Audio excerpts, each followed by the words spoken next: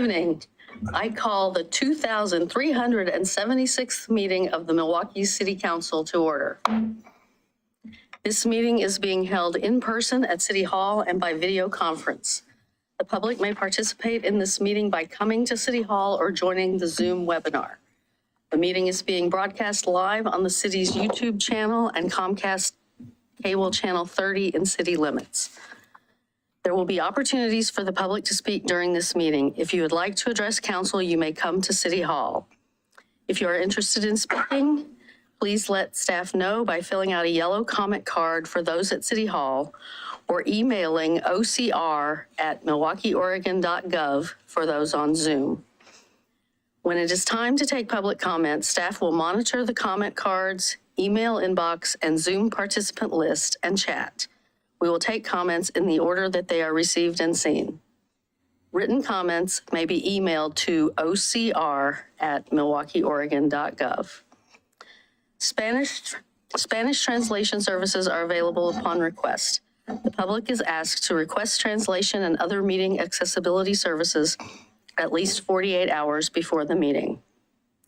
Contamos con servicio de traducción al español cuando sea solicitado.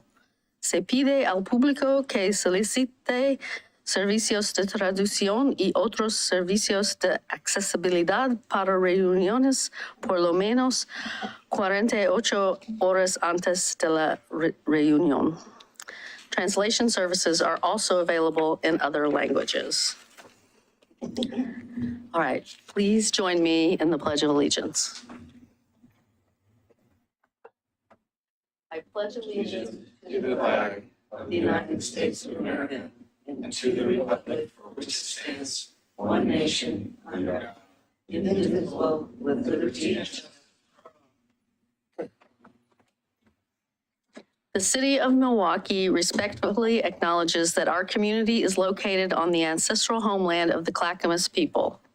In 1855, the surviving members of the Clackamas signed the Willamette Valley Treaty, also known as the Kalapuya Etc. Treaty, with the federal government in good faith.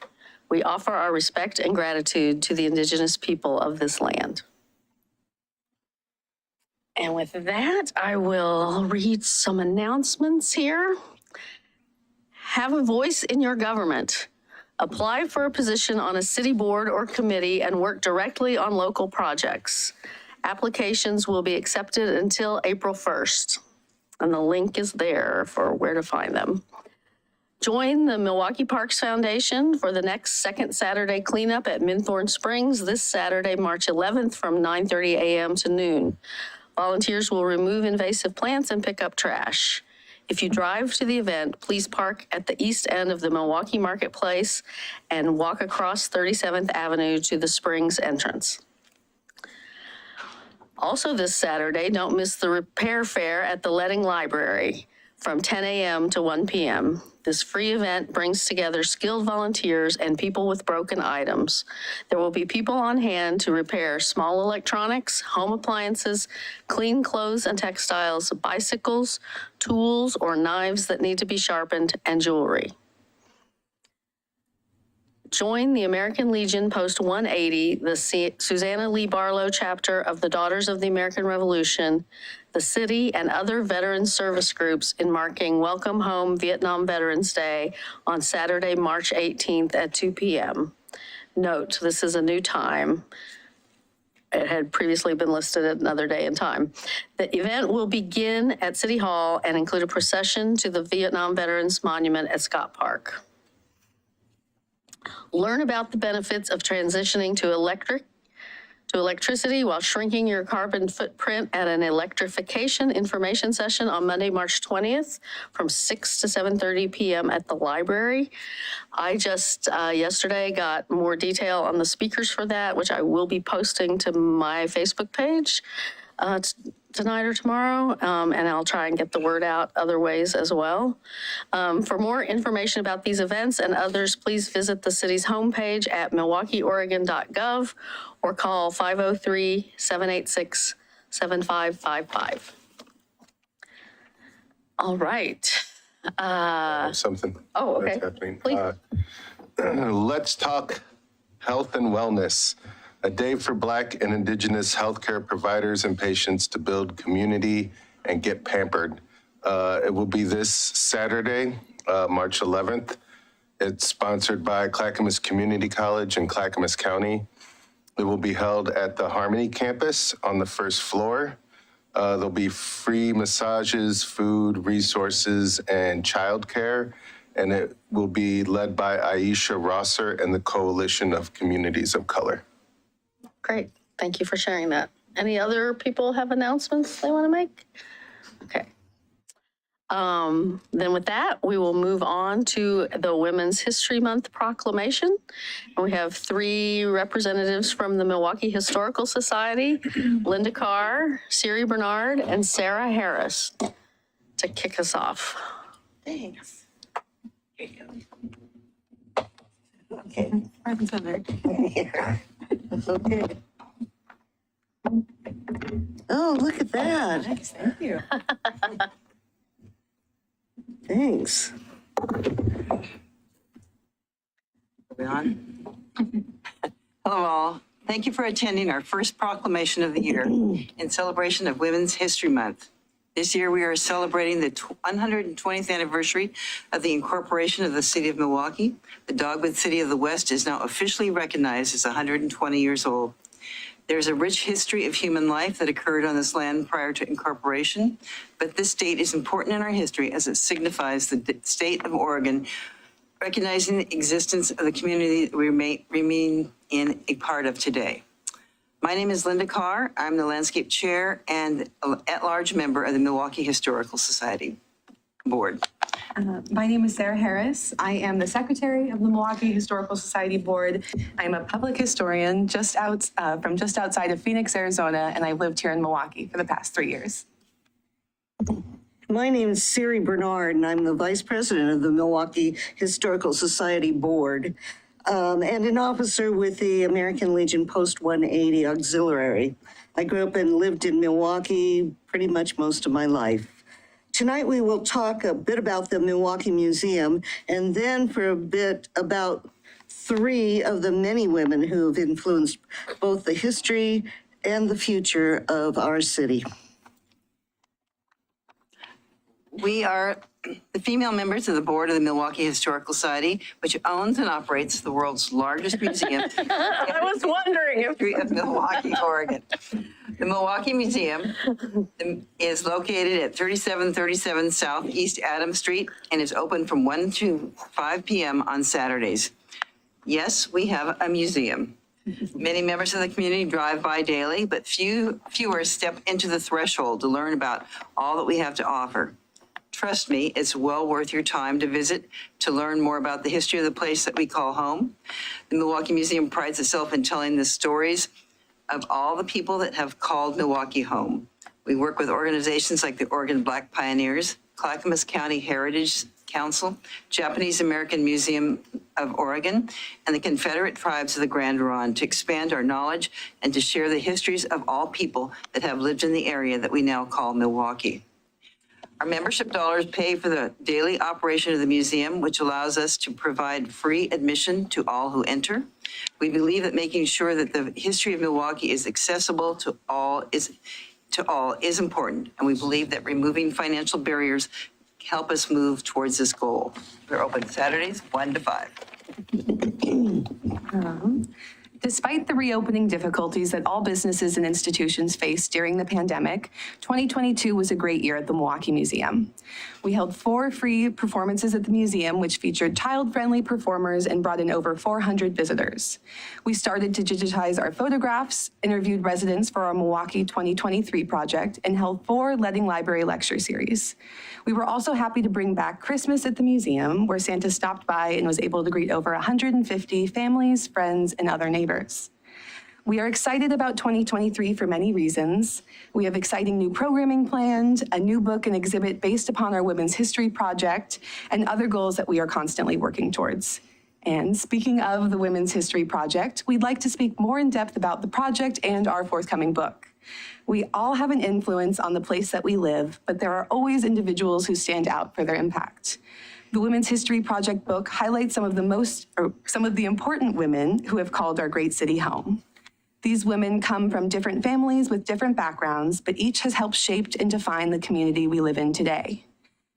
Today, we choose to highlight 3 of the women who were interviewed in the book in order to highlight their public service here in Milwaukee. The first one we're going to talk about is Deborah Barnes, was born in Salem, Oregon, and was raised in Milwaukee from around the age of 10. Her father was active in the Meat Cutters Union, and her mom was a full-time domestic engineer, which is what we're calling it now. During her interview, she recalled growing up near where she lives now, only there were a lot more trees then. When she graduated from Pacific Lutheran College, she worked in broadcasting news on TV and then radio. After working in broadcasting for years, she came back home and accepted a brand new position with Sabin-Schellenberg Center, where she still works as the broadcasting and social media instructor. She's served as a member of the Cable Committee in Milwaukee and is known for her time as a member of the Milwaukee City Council.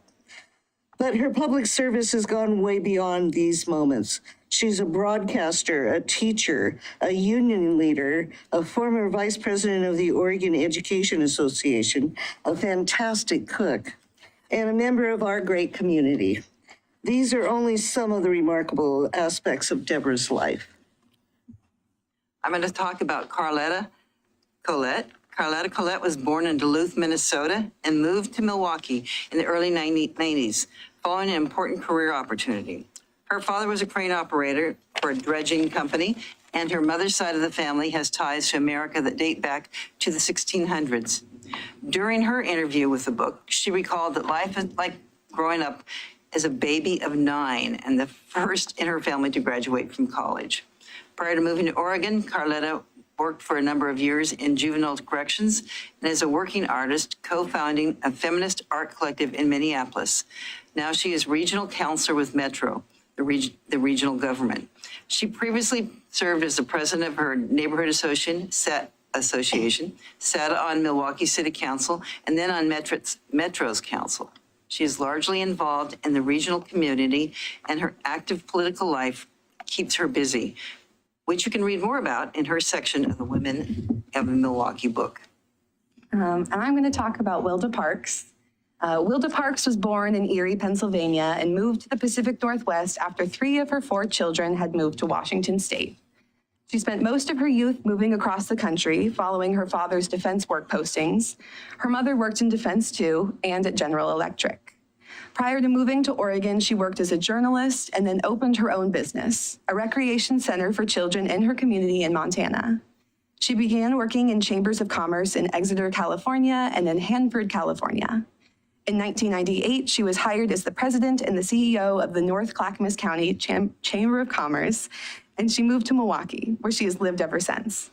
She helped found the New Century Players Community Theater, served as a member of the Clackamas County Coalition, which disseminates funds to arts organizations in the community, and has volunteered on the county's General Fund Budget Committee and the Economic Development Commission. And as you can read more about, when Wilda is not volunteering, she's likely painting. Thank you all for allowing us to educate, speak, and be a part of Milwaukee's History and Excellence Proclamation tonight. Mayor Beatty, will you please read the proclamation? I will read the proclamation in just a minute. I want to first thank you guys. I know all 3 of those women, all impressive women. I did want to clarify, Carlotta is not on the Metro Council anymore. She was, but she's retired from that and living in Corvallis now. Yep. But great to hear all those stories. I learned a lot about them that I didn't know, so thank you for that. I guess I'll go ahead with the proclamation. Whereas Milwaukee women of every race, class, and ethnic background have made historic contributions to the growth and strength of our city in countless ways. And whereas Milwaukee women have played and continue to play critical economic, cultural, and social roles in every sphere of the city by constituting a significant portion of the labor force while working inside and outside the home. And whereas Milwaukee women have played a unique role throughout the history of the city by providing most of the volunteer labor force of the city, whereas Milwaukee women were particularly important in the establishment of early charitable, philanthropic, and cultural institutions in our city. And whereas Milwaukee women of every race, class, and ethnic background served as early leaders in the forefront of every major progressive social change movement. And whereas Milwaukee women have courageously served our country in the national and state armed forces. And whereas Milwaukee women have been leaders not only in securing their own rights of suffrage and equal opportunity, but also in the industrial labor movement, the civil rights movement, and especially the peace movement.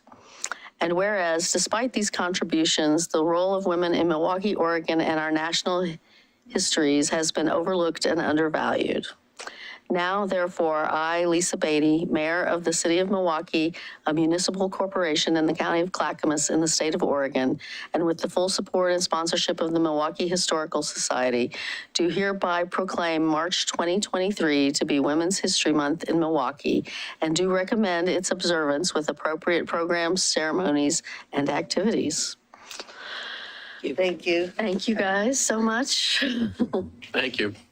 And I'm glad to know someone carried on Greg's tradition of calling out the world's largest museum dedicated to Milwaukee. Of course, you know who wrote that.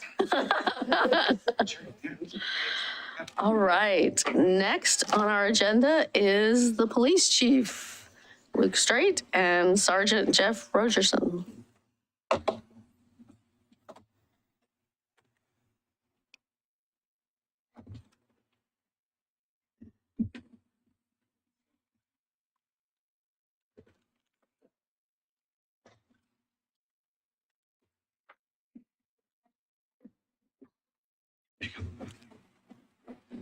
Good evening, Mayor Beatty, Council President Nicodemus, councilors, and members of the public. I'm Chief Luke Straight with the Milwaukee Police Department. We're here this evening to talk for just a few minutes to you about a program that we use for some advanced training. And we use it, I would say, on average every 2 or 3 years for someone. That's the Southern Police Institute at the University of Louisville. I'm joined here this evening by Sergeant Jeff Rogerson, and I'm going to have him tell you just a little bit more about who he is, how long he's been here, and then a little bit about his recent experience with that program. Thank you, Chief, Mayor, councilors. Thanks for the opportunity for me to come here. So again, I'm Jeff Rogerson. I was a reserve officer here with Milwaukee for 8 years, and then I've been full-time for the past 11 years. Absolutely love it. I used to be in commercial printing before then, and let me just give you a brief introduction to what Southern Police Institute is about. So Southern Police Institute was founded in 1951. It's on the campus of University of Louisville in Louisville, Kentucky, and it's in McCandless Hall. Southern Police Institute, just brief history, it wasn't brought together. Some police officers didn't think about this. The original idea actually came from a Swedish economist, Gunnar Myrdal's book, An American Dilemma, where he wrote, "It's in my conviction that one of the most potent strategic measures to improve Southern interracial situations would be the opening of a pioneering modern police college in the South, which would give a thorough social and pedagogical training as well as technical police training." Originally, it was set up for the school to incorporate the Southern states of the United States to go to the class.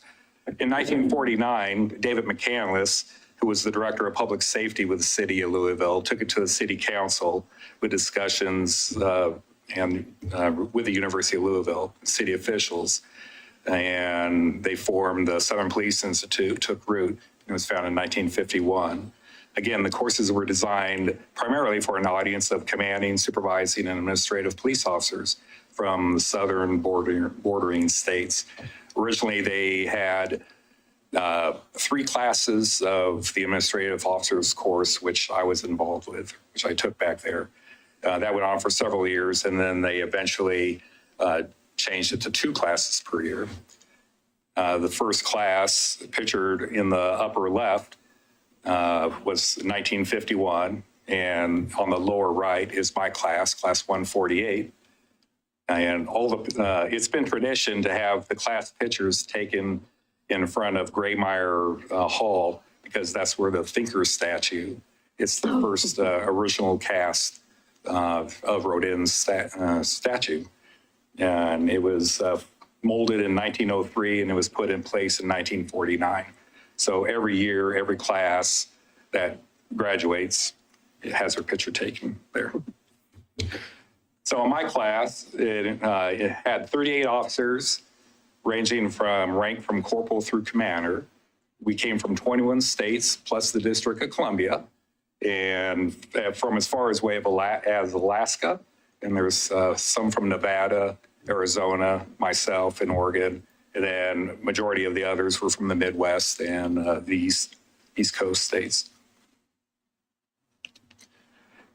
The AOC, or Administrator Officers Course, is an advanced educational and training institute whose mission is to enhance the professional development of law enforcement officers, practitioners.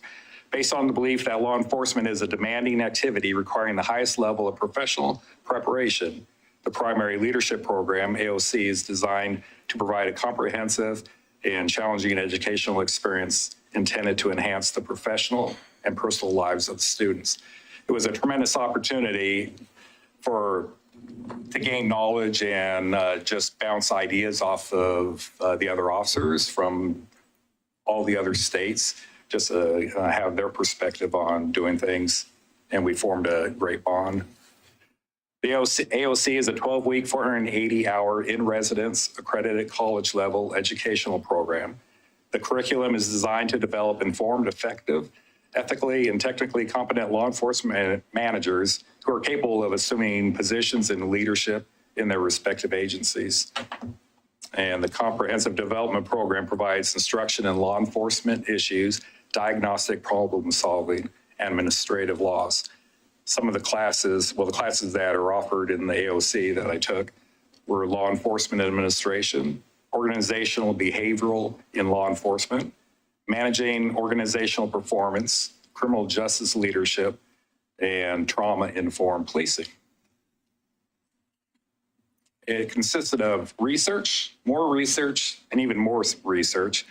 It was a lot of peer journals, peer-evaluated journals and articles, a lot of reading, a lot of long, lengthy papers to be written, presentations to be given. The course that I really leaned onto was trauma-informed policing.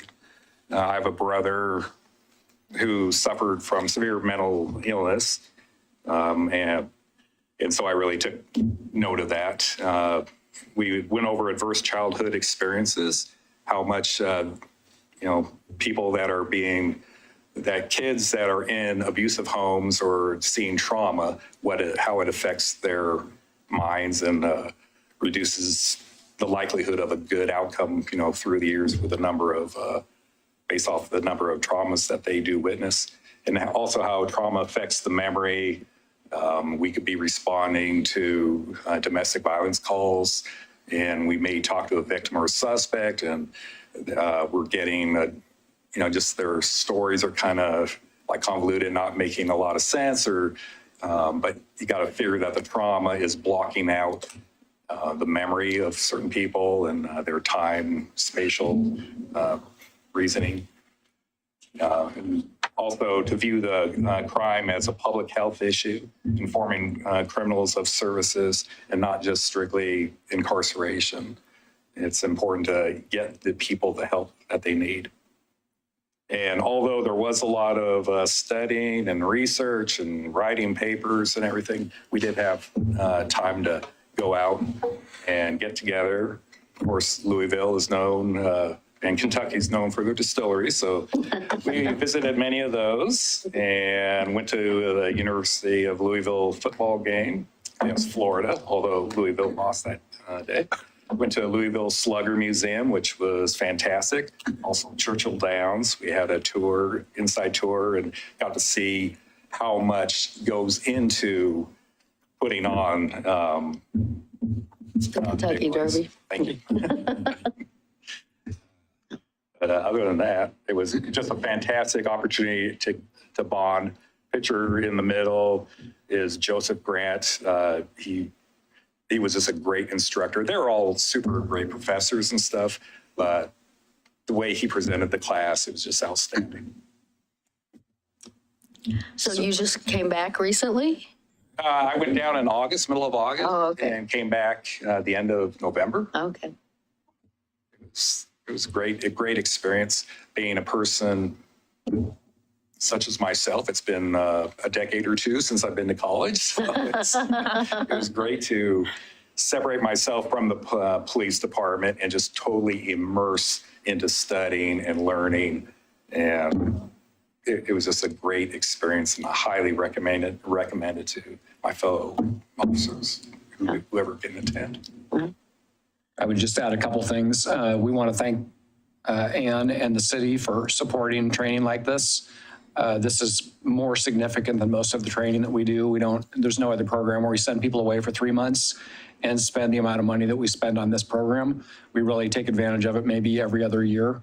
And we provide that to leaders who are interested, and they're going to be around for a little while. But it's a big commitment, so we appreciate that support. I also want to recognize Sergeant Rogerson. That's a huge commitment for someone to unplug from their day-to-day life, leave their wife and family behind, and pack up some boxes and go move into a college dorm for 3 months at our young ages. There's a little bit of shock and awe there. And you check in on Sunday, and on Monday you're in 5 college classes, and they're telling you how if you miss a class, they're calling your agency, and if you miss 2, you're probably going home. And you can complain all you want about your grade, but you'll get what you earn, and it's not going to change. It is a rigorous program, and I don't think I'd be off point if I said it's overwhelming, for us going from the day-to-day grind that we have here into that program. So I want to thank Jeff Rogerson for diving into that and doing it, and thank and recognize his family for the sacrifice they made. And part of the reason we're also here is just to point out and recognize that Jeff was awarded Dean Scholar for achieving straight A's in all of his classes. Wow, nice. You can't teach an old dog new tricks. So he received a couple of commendations for that from the director of the program. And I think he might have a couple family members that tuned in virtually to listen to him tonight. Most definitely. I do want to thank my wife, Elisa.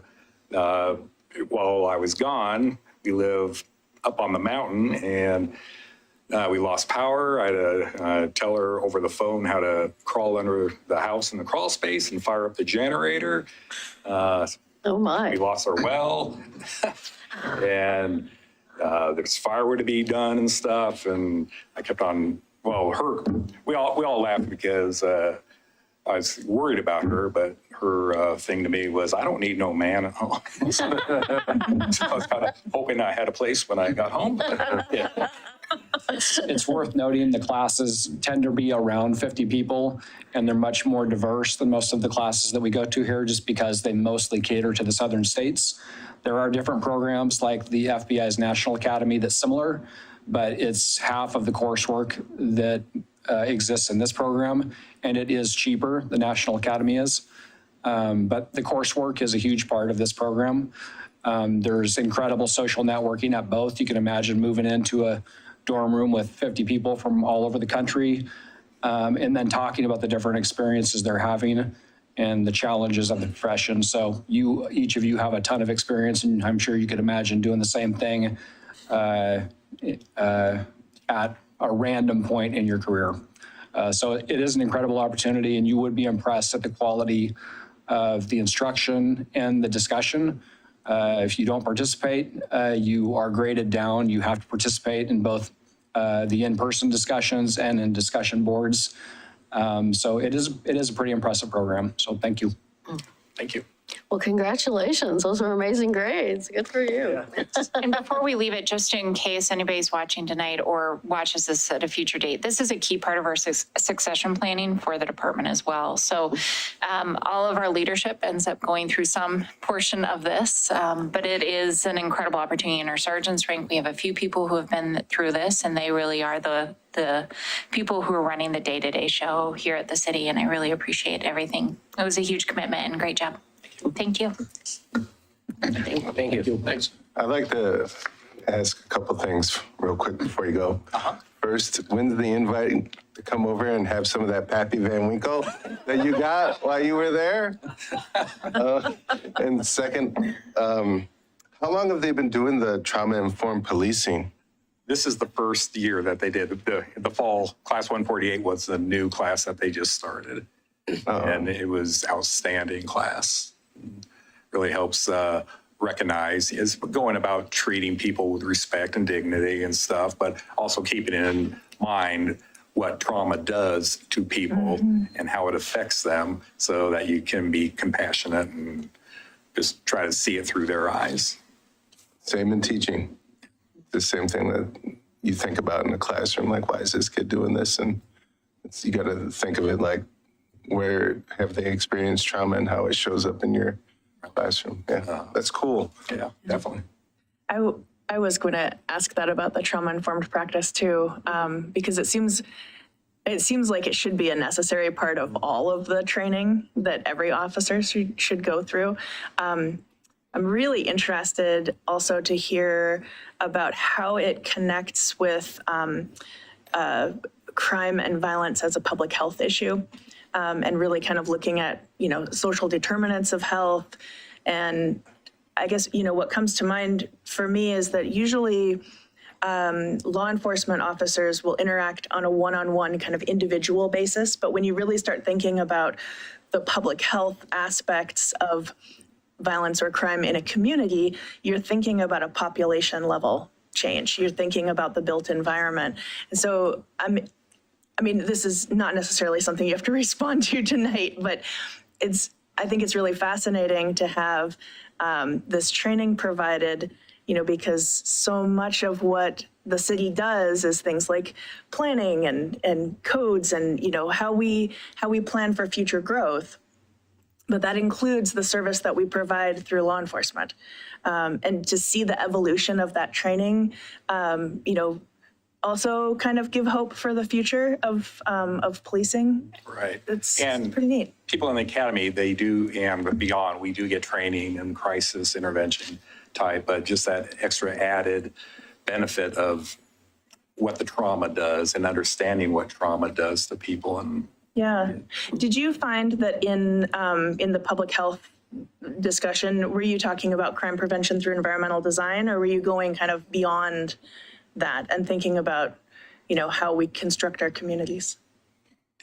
It was largely in part about how to treat people with respect and guiding them into the resources that they need, which we strongly help guide people that we're dealing with to resources and make it known to them already. But it's just one more added thing to think about what these people are going through and what they have been going through. Don't worry, Sergeant, we'll put you in charge of our parks planning for the next couple of months, and you can help make sure that we do better. It's a really cool opportunity. And as we're looking at working with fair and impartial policing, it's another place for us just to be looking at coursework, because it is such a big part of who we are and how we treat people. But I'm really excited. It sounds like it was a cool program, and I'm still going to kick you out because we're about 10 minutes over. Thank you. Yeah. Thank you. And I just want to say, you guys are good to go. I just want to say I appreciate that our police department is so proactive in these things, in these areas, that you're not having to be told, like, oh, you have to do this. You're not mandated. You're actively going out there to find these programs and participate in this to better policing for our community. And I'm sure that our community appreciates that as well. Thank you. I'm not aware of another agency in Oregon that uses this particular program. There was one other student from Utah when I was there, in Alaska. Those were the two closest. Lead by example. You can always find Utahns in the best of places. That's because that's where you were at. Alaska, right? Exactly. Thank you. Thank you. Congratulations. All right, our next item is the selection of the volunteer of the year, and Community Engagement Coordinator Jason Wax will talk to us about how that goes. And yeah, only two of us have done this before, so I hope you're doing a remedial version of your talk. Good evening, Mayor and Council. I am here to probably ask you to make the toughest decision of the entire year. He's not kidding. So 2002 Volunteer of the Year. Mayor, you're correct. I think 2 of the counselors have been through this process in the past. So I was just going to go through a small presentation to just kind of talk about the criteria, the history of it, and so on and so forth, and then we'll move along. We vote? On air. This is why it's hard. You're going to get a paper ballot. Yeah. We will have paper ballots. So Oh, there we go. Yeah. the Volunteer of the Year program began in 2012. So we're a little over a decade into the program. As you can see on the slide, there's all the past winners. Last year, Brandy and Tom Johnson of Love One were the winners. So we have had 1 person win, and we've also had 2 folks win at times, usually couples, the last 3 years. We nominated, we collected nominations from November up until the middle of February, and we've received 13 nominations. I'll read them all, why not? Jamie Berry, Charles Bird, Roy Burge, Pam Denham, Terry Geyer Brendel, Greg Heemer, Heather Hobson, Stephanie Hollingshead, Susanna Pye, Virginia Pye, Wilda Parks, Elizabeth Start, and Samantha Swindler. Hopefully I pronounced all those correctly. I apologize if I didn't. So the criteria for the award is basically anyone who resides in the city or is members of a nonprofit or business that serves the community. We do look at longevity of service to the community. Typically the winners have been volunteering for quite a while in the city. We do look at contribution from the year, obviously, of that we're looking at. So in 2022, service within the city limits of Milwaukee. And the other criteria that can be considered is some contribution of volunteer service directly with the city. So on a board, a committee, or a neighborhood association, but that's not necessarily a requirement. The criteria over the years has been developed basically to be open to allow council to choose the volunteer that they really think should win. We thank the volunteers basically. The big one is at a volunteer dinner. We've actually turned it into a volunteer picnic. Last year we had it at North Clackamas Park. And I think we're going to continue that tradition this year. It seems like it was well received. So we'll do it outside in July. At that event, all members of our boards and committees and neighborhood associations are invited to attend. And we provide dinner and entertainment of some variety. We will do a press release. We'll feature the person or people in the pilot newsletter. Usually, since we're doing the dinner a little later in the year, this year we'll probably feature them in May or June, depending on other priorities for the pilot. Definitely do social media posts. Usually it's picked up by local media, and something is in the Clackamas Review or something, and other papers. And then there's a plaque in the lobby of City Hall that they'll be added to. And then we'll move that plaque to the new City Hall. So I just, is there any questions at all about the criteria or any of the history or any of that that I could help you with? Anything? No? Well, what we typically done, we have paper ballots. Scott has them. He distributes those, and then you can give them back to him, and we'll see what the results are. And if we have to do a few rounds, we will do that. I think last year it took us 3 rounds, I believe, till we choose the winner. So I'll just say, having been through this many times, this is really hard. There's a couple people on that list I'm not familiar with, but I know most of them, and they're all deserving. And it's a weird process because we don't really talk about the candidates. We don't say, nobody says, oh, I'm going for this one because, it's an awkward position to be, anyway, I find the whole process a little bit awkward. And I imagine you guys will too. But it is what it is. We haven't come up with a way to do it that, it's just hard to say why one is better than the other in your mind, or, more deserving than another in your mind. So, yeah, the written ballots have been the way to go. They're still great. They will be made part of the record.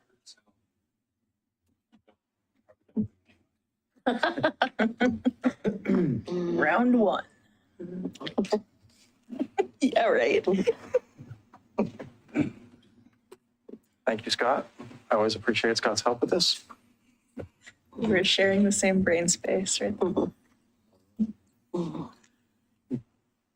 Chad's on that one. Watch out.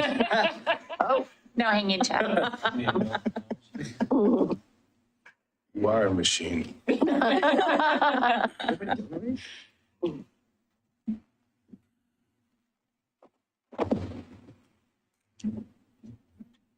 One more.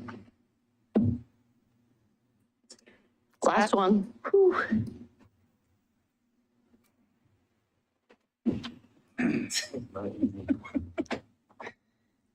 The people.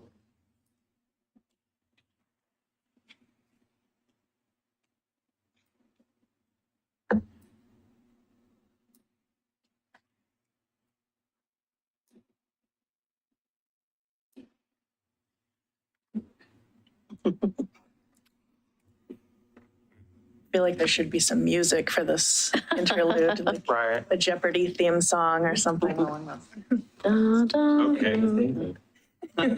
Verify the vote.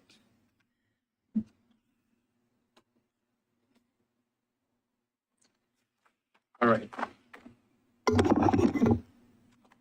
After the first round of voting, I can confirm or report that Samantha Swindler received 2 votes. Terry Geyer Brindle received 1 vote, and Elizabeth Start received 2 votes. Oh, wow. So we do not have a winner, and we do have a 2-way tie after 1 round of voting.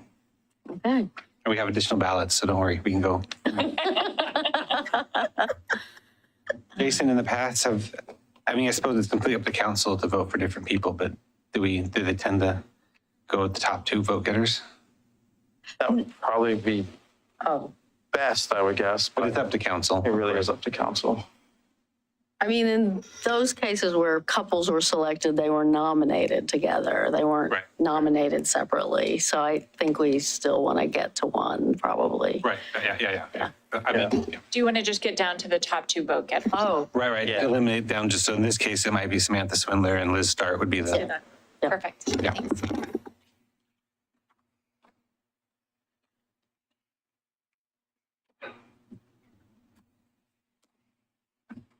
Good drama. This time is to be more dramatic. round 2.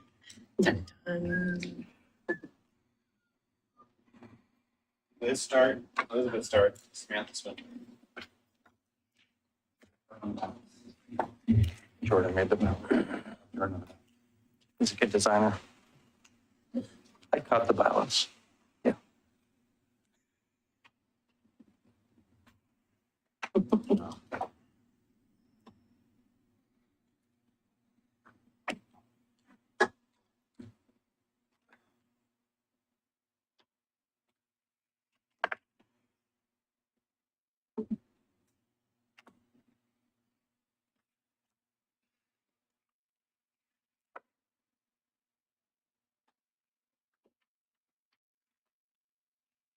I'm glad Scott has experience with elections processes. Where's Catherine when we need her? All right, the result of round 2 of balloting for the 2022 Volunteer of the Year, with 2 votes, Samantha Swindler, and with 3 votes, Elizabeth Start. I do believe that means Elizabeth Start is our Volunteer of the Year. I think so. well, congratulations to both of them for being great, and everybody else on the list for being really great contributors to our community. Yes, and in the pilot and other areas, we will definitely recognize all of the nominees so that folks can see their names and know that they're also amazing volunteers, that we have a lot of great people in the community to thank. I will return on April 18th, hopefully with the winner, so that you can say hi. She can say a few words as well, so hopefully she can make it. If you're listening, Liz, put April 18th on your calendar. Please volunteer again. Yeah, exactly. Make to another meeting. Exactly. Yes, thank you. And then as I said, the dinner is currently scheduled for July 13th. It's the same date as last year. We basically reserved that in advance so that I got it on the schedule before the public was able to choose a date basically for the North Clackamas Park. So Is that a weeknight? it is, it's a Thursday. Thursday? Yeah. Guess that's all I have. Thank you. Thank you. Any other questions? Oh. All right. I'll see you next month. Thank you, Jason. Thanks, Jason. Thank you, Scott. Okay.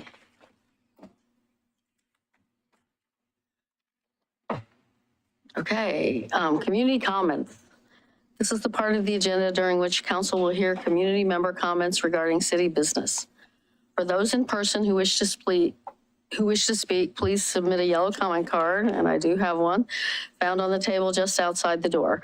If you are on Zoom, please use the raise hand reaction to alert staff that you wish to speak, and when instructed to begin, click the microphone option to unmute yourself.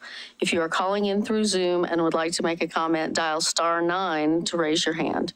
You may also submit a comment via email to ocr@milwaukeeoregon.gov. Before you make your comments, please state your name and city of residence for the record.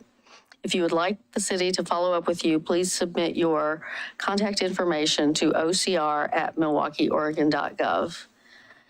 As council has other business items on the agenda this evening, speakers will be limited to 3 minutes each. Because information provided during community comments may be new, the city manager will respond at the next council meeting to those comments that require follow-up. Before we begin, is there any follow-up from the February 21st community comments, Ms. Ober? There were no community comments that night. There were no community comments. That sounds familiar. Okay, so I have one commenter, and that's Lee Garnett. So please come forward. Is this the right one here? Yeah. Can I have your photos you wanted to show? I'll put them on the screen. Yeah, I'd appreciate it. Just tell me when you want to go to the next picture. Okay, you can put up number 1 if you don't mind.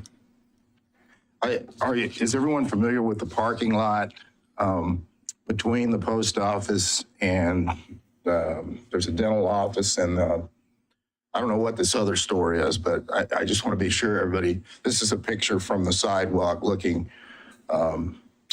south, and then the next one, please. And this is looking north. Is everybody familiar with that parking lot?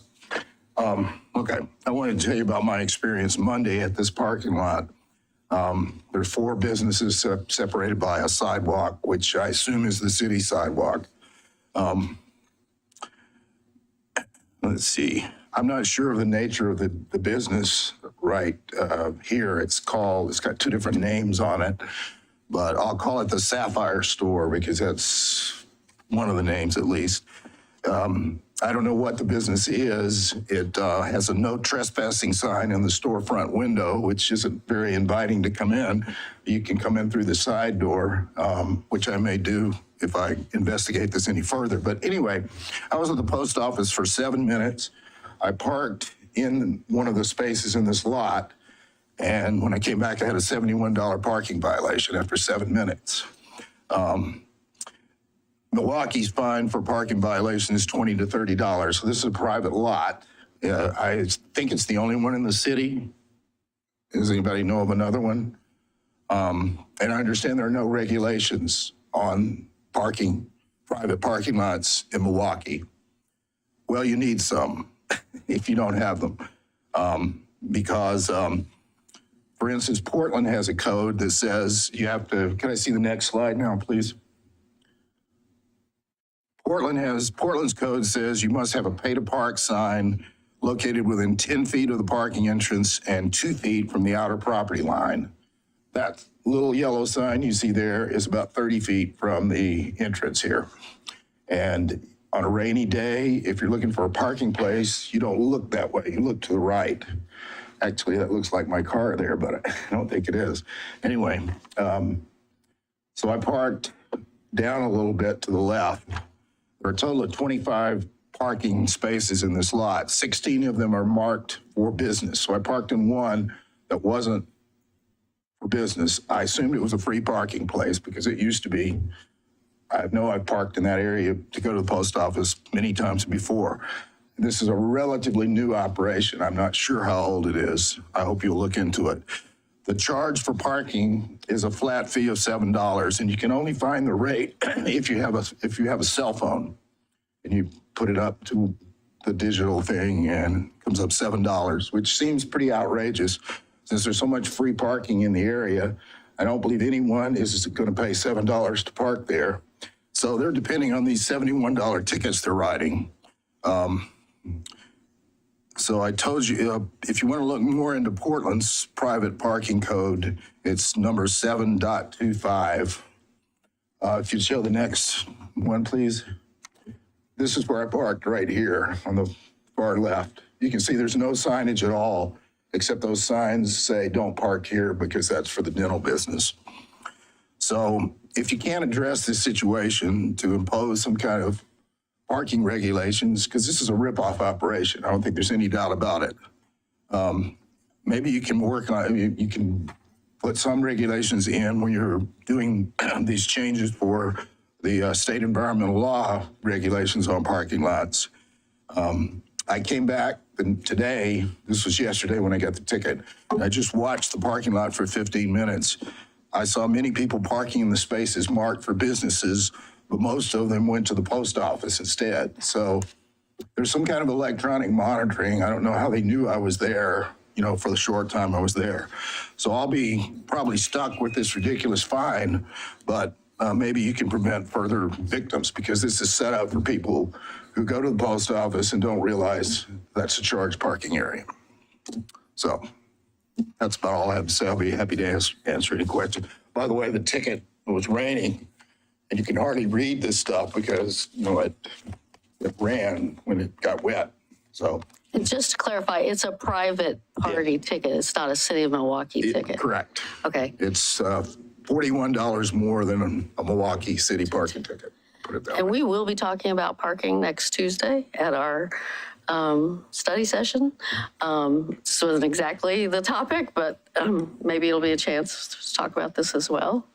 Thanks for bringing this to our attention. Sure. Yeah, thank you. I've never really heard of private parking lots citing their own. What jurisdiction do they have to cite They a ticket can- that's double than what the city? It's private property. They can charge for the use on that property. They can tow from that property. It's their Totally, property. to yeah, manage. I just didn't know they could Because cite. there's no regulations. Portland has regulations, so maybe we'll get some. Thank you. I appreciate it. All right. Mr. Stauffer, do we have anybody online who's looking to testify? No one on Zoom and no other yellow cards that I see. Yeah, okay. That's the only yellow card that I received as well. Okay. With that, we will move on to the consent agenda. Tonight's consent agenda includes minutes of the City Council February 7, 2023 work session and February 7, 2023 regular session. A resolution authorizing an application for a state parks and recreation grant for the Scott Park Complex. Project. A resolution granting a tax exemption for a 28-unit low-income housing development owned and operated by Northwest Housing Alternatives. A resolution acting as the local contract review board authorizing the award of a contract for the wastewater system improvements project, file number CIP 2021-X39 to McDonald Excavating, Inc. A resolution authorizing an intergovernmental agreement for the lending of personnel in Clackamas County when personnel are unable to get to their normal reporting location during an emergency. And a resolution authorizing contracts for the recipients of affordable housing funds for the construction excise tax program. Does any member of council wish to remove an item from the consent agenda? Seeing none, I'll entertain a motion. I move to approve consent agenda as presented. I second. It's been moved and seconded to approve the consent agenda as presented. All those in favor, please say aye. Aye. Aye. Opposed, please say no. None heard. The consent agenda passes unanimously. Oh, now we're going to change hats. The City Council will now recess the regular session to meet as the Milwaukie Redevelopment Commission. Council will reconvene after the commission meeting. If you are watching on Zoom, you can stay where you are. This should be a relatively short separate meeting. The council meeting is in recess. All right, putting on a new hat, I call the Redevelopment Commission meeting to order. This meeting is being held in person and by video conference. The public may participate in this meeting by coming to City Hall, joining the Zoom webinar, or watching on the city's YouTube channel or Comcast Cable Channel 30 in city limits. There may be opportunities for the public to speak during this meeting. If you would like to address the commission, you may come to City Hall. To address the commission, please let staff know by emailing ocr@milwaukieoregon.gov for those on Zoom, or submitting a yellow comment card for those here at City Hall. When it's time to take public comment, do I need to read all this if we don't have anybody who looks like they're, okay. So I'm gonna stop there about the public comment since it doesn't seem there's anybody. And there are a set of minutes. Is there any discussion about the December 6, 2022 commission minutes that were in our packet? None? Without any, I entertain a motion. I'll move to approve the December 6, 2022 Redevelopment Commission meeting minutes. A second. It's been moved and seconded to approve the December 6, 2022 Redevelopment Commission meeting minutes. All those in favor say aye. Aye. Opposed, say no. None heard. Minutes are unanimously approved. And our regular business is going to be kicked off by the city recorder. Yes, thank you, Madam Chair of the Commission. This is a quick housekeeping item. As the Commission is aware, there was an election in the fall, and the previous City Council member who was the liaison to the Milwaukie Redevelopment Commission Community Advisory Committee, the MRC-CAC, did not get reelected, and then council in the new year of this year, the City Council designated Councilor Stavengard to serve as the liaison to the Milwaukie Redevelopment Commission Community Advisory Committee, and therefore the Commission is asked to pass a resolution confirming that appointment to the MRC-CAC. Have to entertain any questions. Pretty straightforward housekeeping item. I move to approve the resolution making an appointment to the MRC Community Advisory Committee. A second. It's been moved and seconded to approve the resolution making an appointment to the MRC Community Advisory Committee. All those in favor say aye. Aye. Aye. All those opposed, please say no. None heard. It passes unanimously. Councilor Stavengard is our appointee to the Milwaukie Redevelopment Commission Advisory Committee. Are there further commission reports from the Community Development Director, or, because I don't think any of us would have any reports. I think there was just one note that staff was going to report on the city manager's designation of a new executive director. Yes, I'd like to introduce you to your new executive director. Thank you. Appointment by me, it's me or my designee, and so we just did it informally. But we had some plans to do some other discussions. We're just, with 3 projects on Main Street, we've got to get through those first. Yeah, I actually reached out to the MRC-CAC. Congratulations. You'll be on the next email thread. I give them the heads up, though, that the council will likely be appointing Councilor Stavengard as their representative, and also let them know that we'll be reconvening the committee probably in the next month or two just to go over some programs generally. Yeah, that's it. Okay, great. Thank you for the update. With that, it was the shortest meeting in our history. I will entertain a motion to adjourn. I move to adjourn the commission meeting. A second. It's been moved and seconded to adjourn the Milwaukie Redevelopment Commission meeting. All those in favor say aye. Aye. All those opposed say no. None heard. We are adjourned. Okay. So now I call the council regular session meeting back to order. And the topic is council goals. So we didn't have anything written in our packet on this, but at our retreat, we discussed council goals. We focused it down to 3, which were a continuation of basically the 3 from the end of last year.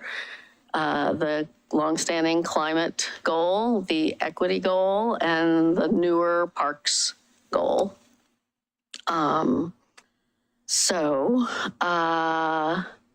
If we're in agreement that those are our goals, we can try to pull together a resolution for the next meeting that sets that out. But I wanted to open up a discussion about if we're ready to settle on those 3 goals.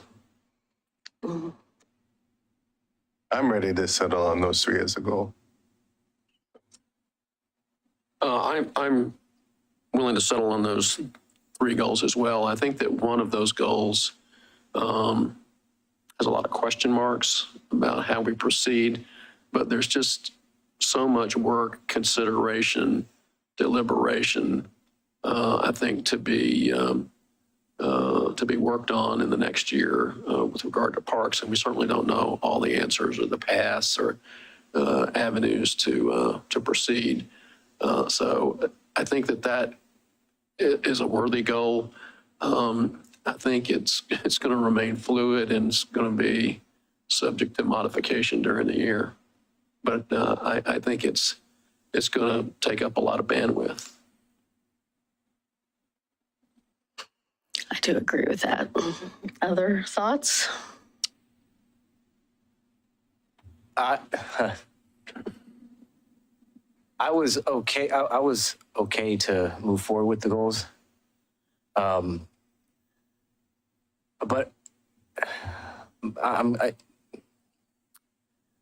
that was under the idea that there was, that we'd be looking at like a year, right, to get a goal removed potentially. But in our last study session, I believe it was mentioned that it could be 2 years before we have a goal removed.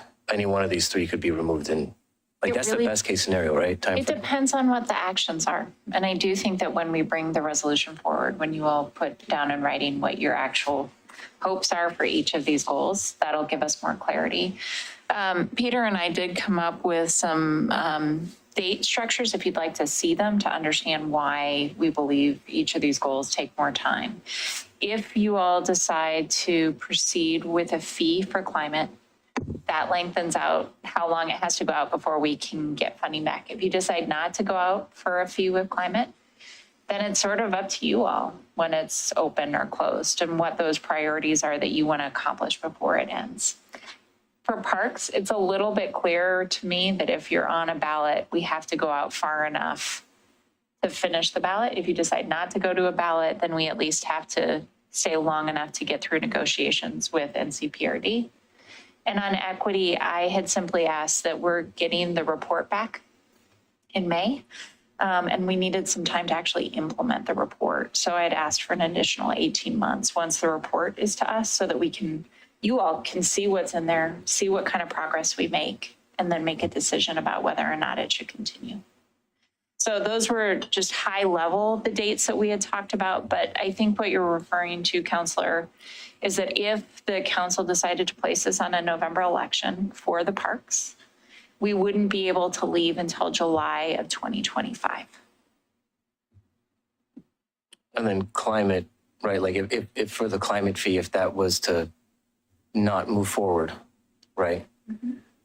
I mean, how long before climate is no longer a goal and we can replace that, either one of those, yeah. Right? Because I'm just, and the reason it goes back to what I've said several times, I'm going to continue to bang the desk and beat the door on this affordability issue.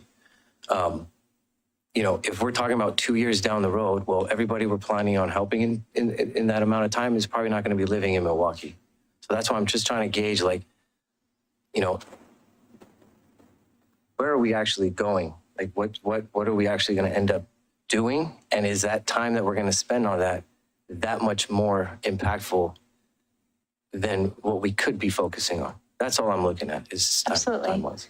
I think that at the study session, 2 of you had offered to sit down and work on a resolution, and I believe that was the mayor and council president. We're going to work on a draft document that could come back to this group that had more clarity about what they think the goals are based on what has been discussed in the team.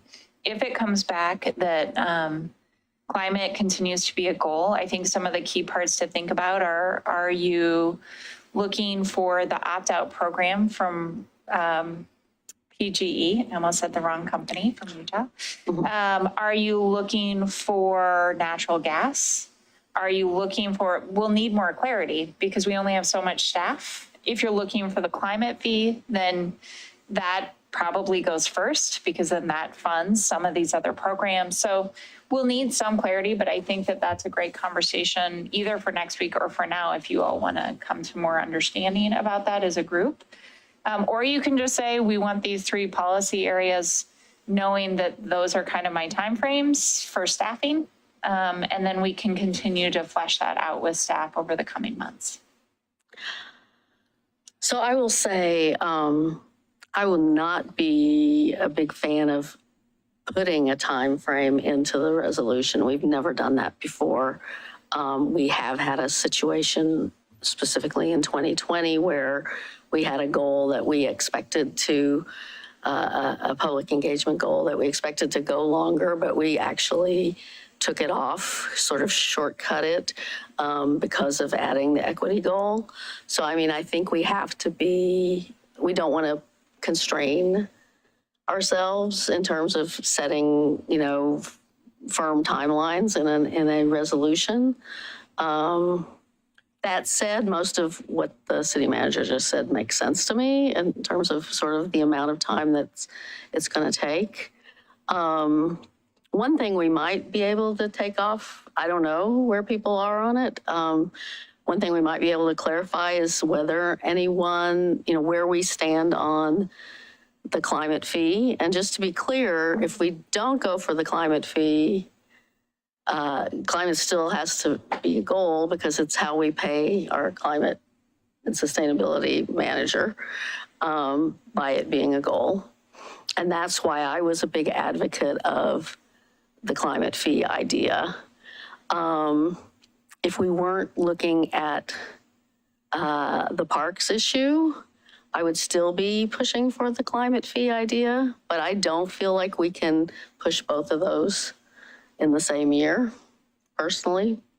So we have to address parks. We're sort of at a speak now or forever hold your peace moment on parks. So I'm personally willing to take the climate fee off the table, at least for this year. But that means climate remaining a goal. And I wasn't looking to have like timelines in any of that. Obviously, goals are going to take however long they need to take, however necessary. I was just more thinking of if the best case scenario was going to be like 2 years before we can even think about a goal coming off. That's where I feel like, there's a more immediate need to address that issue. I feel like based on what we're hearing, based on the climate that we're in terms of economically, wages and inflation and things like that, and levies that are coming through later this year. And, it's just everything compounding. I just don't know if, kicking it down the road 2 years is doing justice to the people that call Milwaukee home or are trying to keep it as their own. I will note that there is some stuff going on in the legislature. When we talk about affordability and housing, there are some things going on in the legislature. There are some assistance packages for utility bills. There are, other sorts of state assistance programs that are being bolstered. And housing, is largely, to some degree, it's the county's role and it's not the city's role. There are certain things that the city can do, but there are a lot of things that are really the county's role. We just had a meeting not too long ago that showed a list of a lot of things that the city can actually do and that are leaders in those functions. So I don't necessarily want to get into that side because the same argument could be said about affordability. But in all actuality, unless we commit, when it comes to climate or any other goals, we commit a staff person or we commit a consulting firm to go out there and do the research. I'm not satisfied with just saying, well, affordability, we're limited on what we can do and just make that decision now. Anytime we think, how many of us thought that climate action was even something that Milwaukie could do? How many of us, really thought that, that was an ambitious goal, but we did it. It took 8 years, still going. So I just don't think the amount of resources we typically put into look into those things is a lot more than just us trying to say that I don't know what we can do. We didn't know what we can do with housing, and look at the report last time we had that meeting, and that was, that's giving people hope. That's giving people that's letting people know that we're working towards probably one of the most, probably the biggest topic on everybody's mind right now.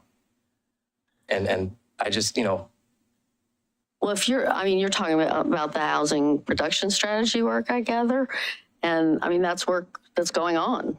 Right. That's what I'm saying is that when we talked about housing before, you had made a comment that I don't know how much the city can do. And then we had that presentation and we were all probably surprised about how much the city can do. I'm saying if we applied that same thought process to the affordability issue, we'd probably be surprised at what we are capable of doing to really help affordability in Milwaukie. That's all I'm saying. We dish out, how much money do we pay to consulting firms to do these studies? Are we not willing to do that for an affordability? We're going to wait 2 years to figure that part out. At some point we have to address it. And if it's not going to be now, when are we going to do it? Because 2 years, there's not many people that have 2 years to wait. And which would you eliminate to add that one? That's where we would have to discuss. 2 out of the 3 goals, and I've said this before, 2 out of the 3 goals increase cost of living to citizens of Milwaukie. If we had one of those goals that increase cost of living, or have the potential to, one of those goals, and then had something to counter that, that would be a little bit more, and whichever one it is, because at the end of the day, they're both doing the same thing essentially, right? They're costing people more money, along with everything else that's coming down the pipe. So and again, I'm not against climate. I wanted the higher fee in climate. But then when I started looking at the climate that our city and people are living in right now, it's like, okay, well, maybe this isn't the right time. And as you said, maybe we take the fee off and we keep that as a goal, but then we still have the parks issue to worry about. I've told you, and I've told everyone here in the study session last time that if we're talking about parks at $1, I'm out. I will not be rooting for parks. Because again, that's double than what we discussed. We haven't even figured out the other issues with parks in terms of, the facilities, the Meals on Wheels things, all those other impacts. So, just the fact that we're almost asking for double what we initially told the people we were asking for, that already is making me say no from my end. I just think we have to look at also what we're dealing with right now, what people are facing right now. And, one thing Mayor Gamba had mentioned multiple times is that in 8 years from now, we might not have a planet left. But in 2 years from now, people might not have a home. People might be going hungry. And there's families out there. And I just think that that is the issue. That's a national issue. That's a state issue. That's a city issue. And I just think that there should be more attention brought to it. Well, there are people without a home and there are people who are going hungry today. And I guess you're saying there may be more. There will be. I hope that the work that's going on with the governor's budget and all the work that the legislature is putting into this will mean that's not so. But yeah, I think we don't know.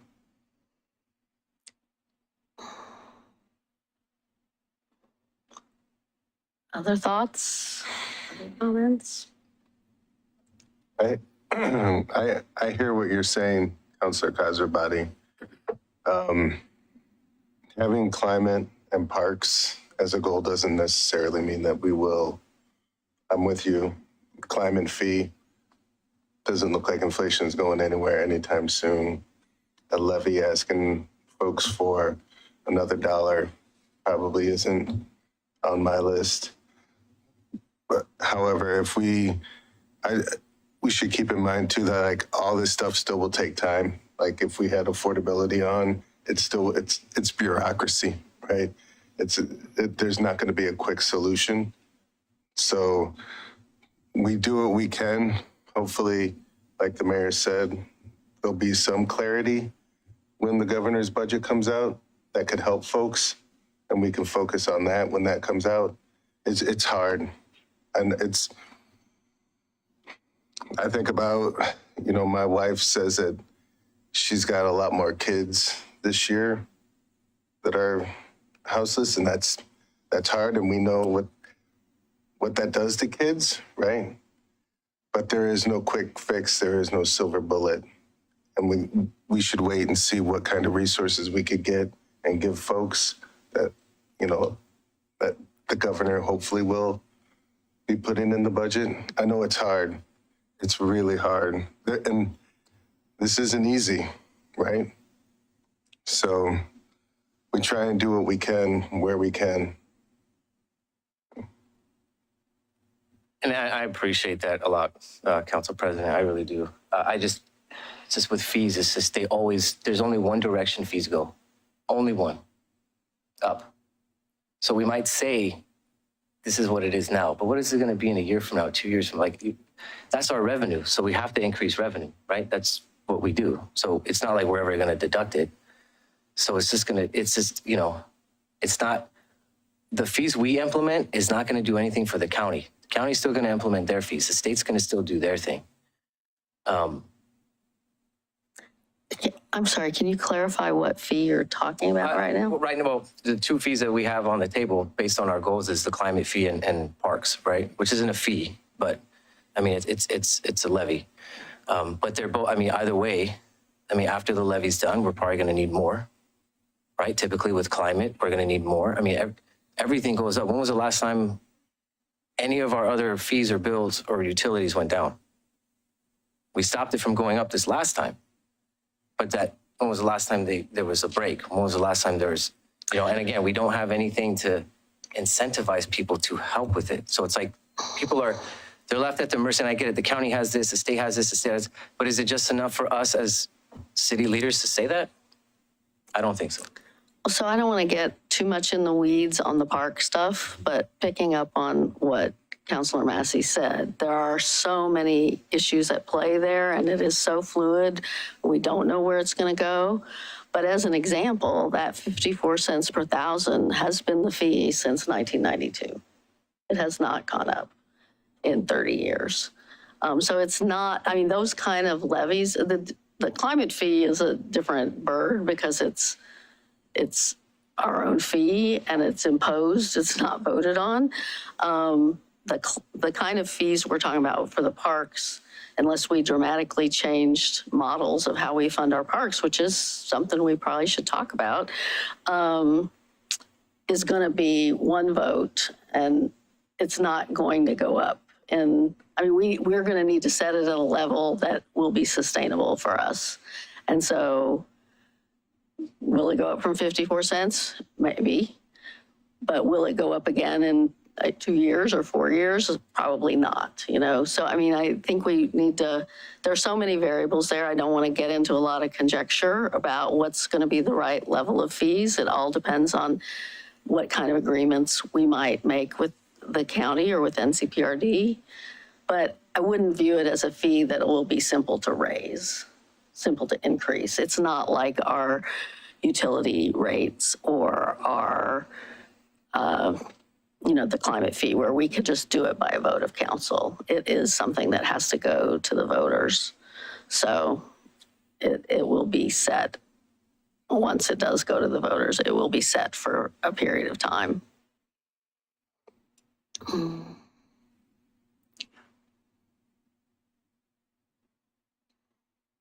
I hear what you're saying, Counselor, and I appreciate you bringing it up and deeply appreciate your advocacy around this issue.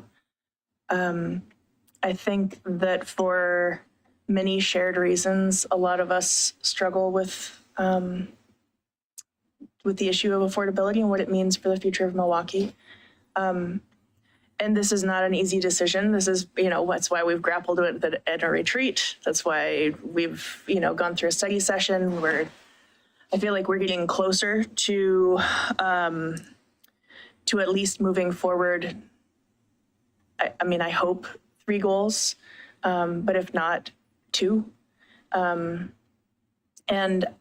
I think, I am interested in discussing a resolution for goals because I feel like it does give us a chance to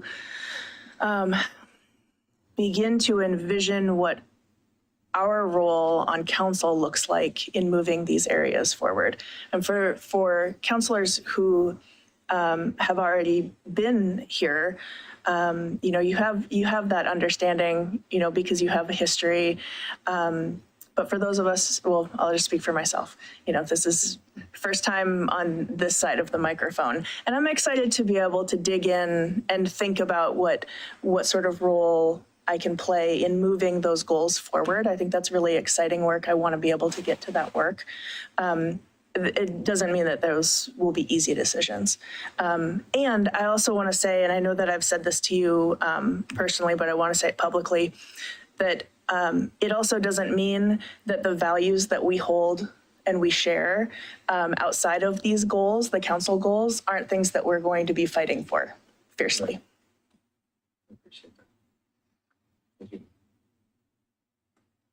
I would say one more thing, like the mayor said, especially with the parks thing, if it goes out to levy, it's the voters that get to decide, not us. So they'll be the ones to be able to say yay or nay. So that's something, if it goes out to levy, okay, I think we should keep that in mind because they're going to be the ones to decide that, not us.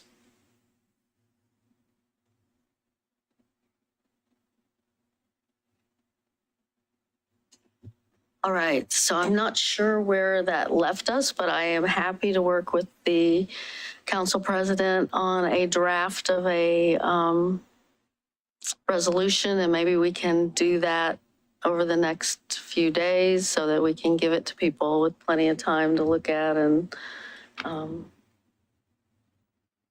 prepare comments on. Well, I think if you're open to it, if we've got the study session next week, so we wouldn't be publishing a whole lot, but I think we can bring it as a draft for just a little bit of further conversation. We can add that to the end of the night. And then we can bring it back a week later with any changes that came from the dais and actually vote on it at the next meeting. Does that work? Perfect.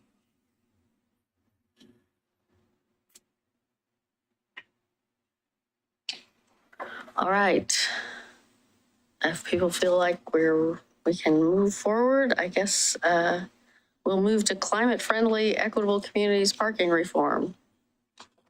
And, oh, you want to take a break now? Okay, I was going to take one at 8, but yeah, we're going to take a break. Yeah. Come back at 7:35. Yeah, okay.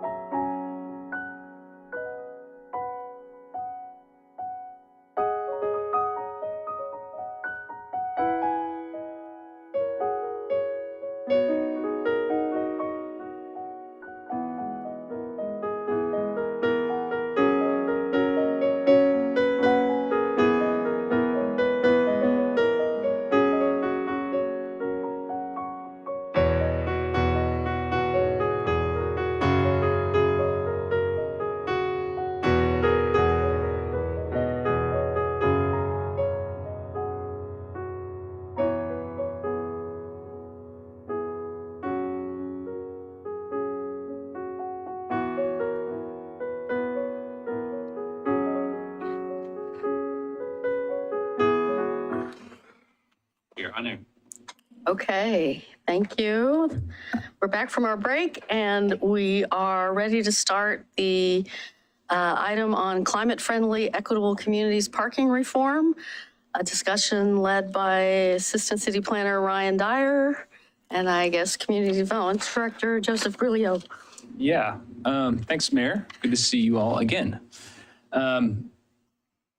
Ryan Dyer is by far the most knowledgeable when it comes to climate-friendly, equitable communities. So we are glad that he's talking and not me tonight, really. But I'm here to provide any assistance as I can. But with that, Ryan, thanks for your work on this and take it away. Sure. Thank you. Good evening, councilors, mayor, council president.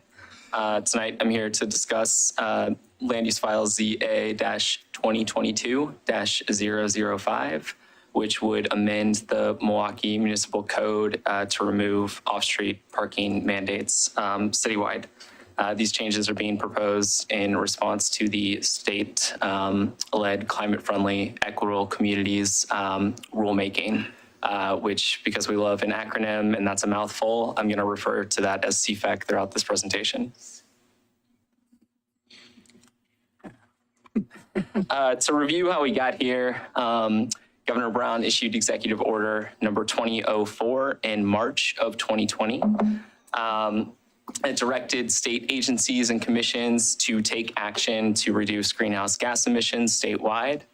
In response, the Department of Land Conservation and Development initiated CFEC that culminated with the adoption of new administrative rules in May of 2022. Notably for Milwaukie, the rules change how jurisdictions, they do a lot of things, but they change how jurisdictions update transportation system plans. They also change how jurisdictions regulate off-street vehicle parking. So most of the rules will apply to Milwaukie when we update our TSP in this next coming year. However, as for the parking rules, some of those took effect on January 1st of 2023. Others must be adopted into local codes by June 30th of 2023. So under the parking rules, jurisdictions, including Milwaukie, have two basic options. Option A, the cities can remove parking mandates citywide and adopt some additional standards that would apply when builders choose to provide parking. Alternatively, option B, jurisdictions can retain some parking mandates, but they have to adopt additional standards that would limit where those off-street parking mandates could apply and limit as well the types of land uses that cities can apply those off-street parking mandates to. So we first briefed this body in August of 2022 about CFEC and the implications for Milwaukie. At that time, council directed staff to pursue drafting code amendments that would implement option A, removing off-street parking mandates citywide. This was mostly due to Rule 660-12440, also known as the frequent transit rule. This rule basically says that jurisdictions cannot apply off-street parking mandates within 3/4 mile of a rail transit stop, so light rail, and additionally cannot apply parking mandates within a 1/2 mile of any bus service that runs every 15 minutes. So for Milwaukie, what that means currently is that roughly 80% of tax slots in the city are ineligible for parking mandates, also shown in the map here in gray. And that is actually currently in effect. That's one of the rules that took effect January 1st of this year. We took council's direction to Planning Commission in September of last year, held 2 work sessions with them to draft amendments. And then last month, there was a public hearing where Planning Commission unanimously recommended that City Council adopts the proposed amendments in attachment 1 to your staff reports, which would eliminate parking mandates citywide. Was that notice to all the neighborhoods?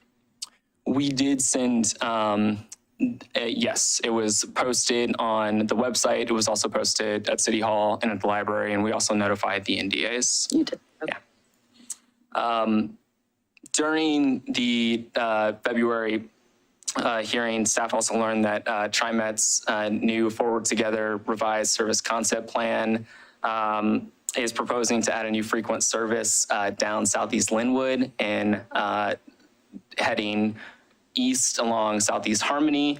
This would be upgraded to, this is line 71, which would be upgraded to a 15-minute service for most of the day.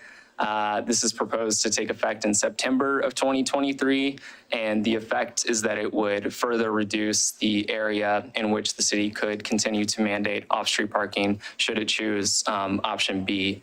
I have a map here showing what that looks like. Before I was able to, I just want to note that I mistakenly assumed that it would result in eliminating off-street parking citywide. That was before I had time to actually run the analysis. And while the analysis it's not completely citywide, it's 95% of parcels within the city where we would no longer be able to mandate parking under the rules. So apologies for that mistake.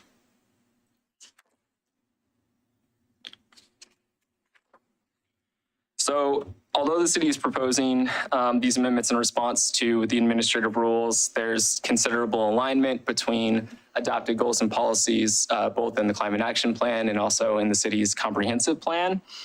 For example, analysis in the Climate Action Plan talks about city-led strategies being insufficient to reduce greenhouse gas emissions in the city's from the city's transportation sector.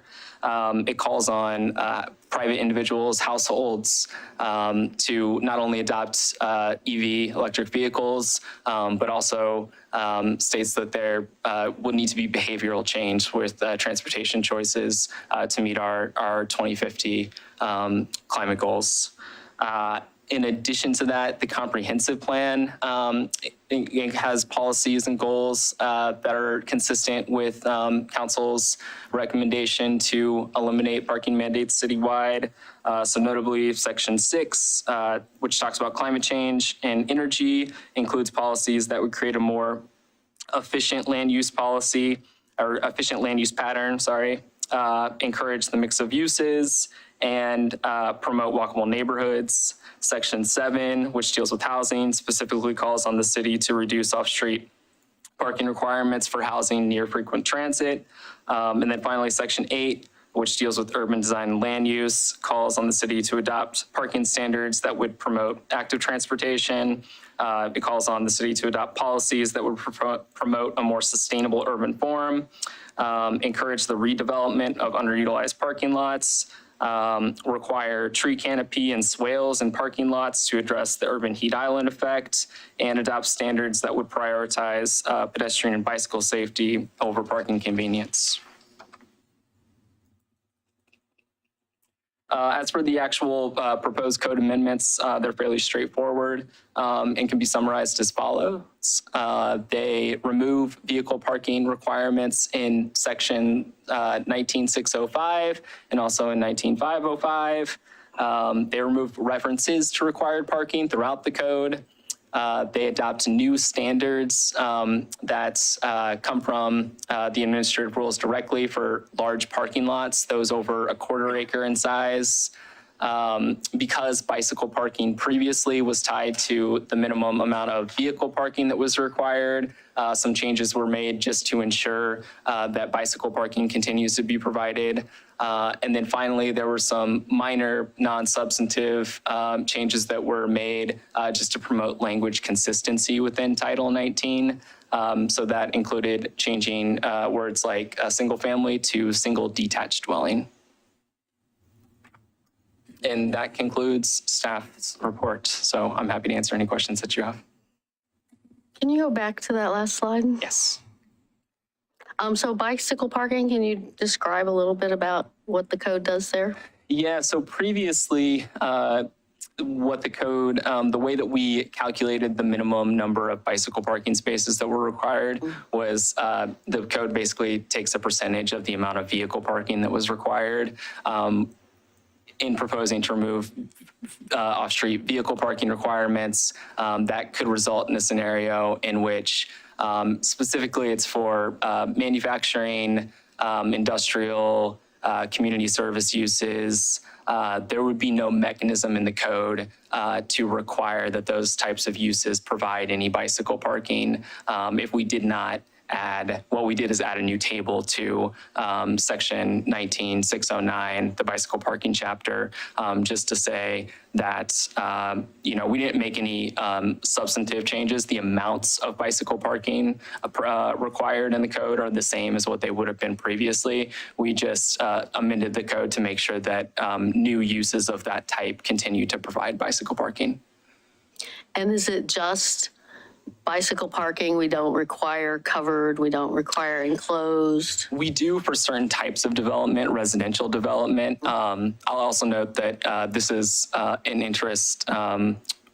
We started digging into the city's bicycle parking requirements kind of through this project, and it's something that we are proposing to take a closer look at before actually we start the TSP update.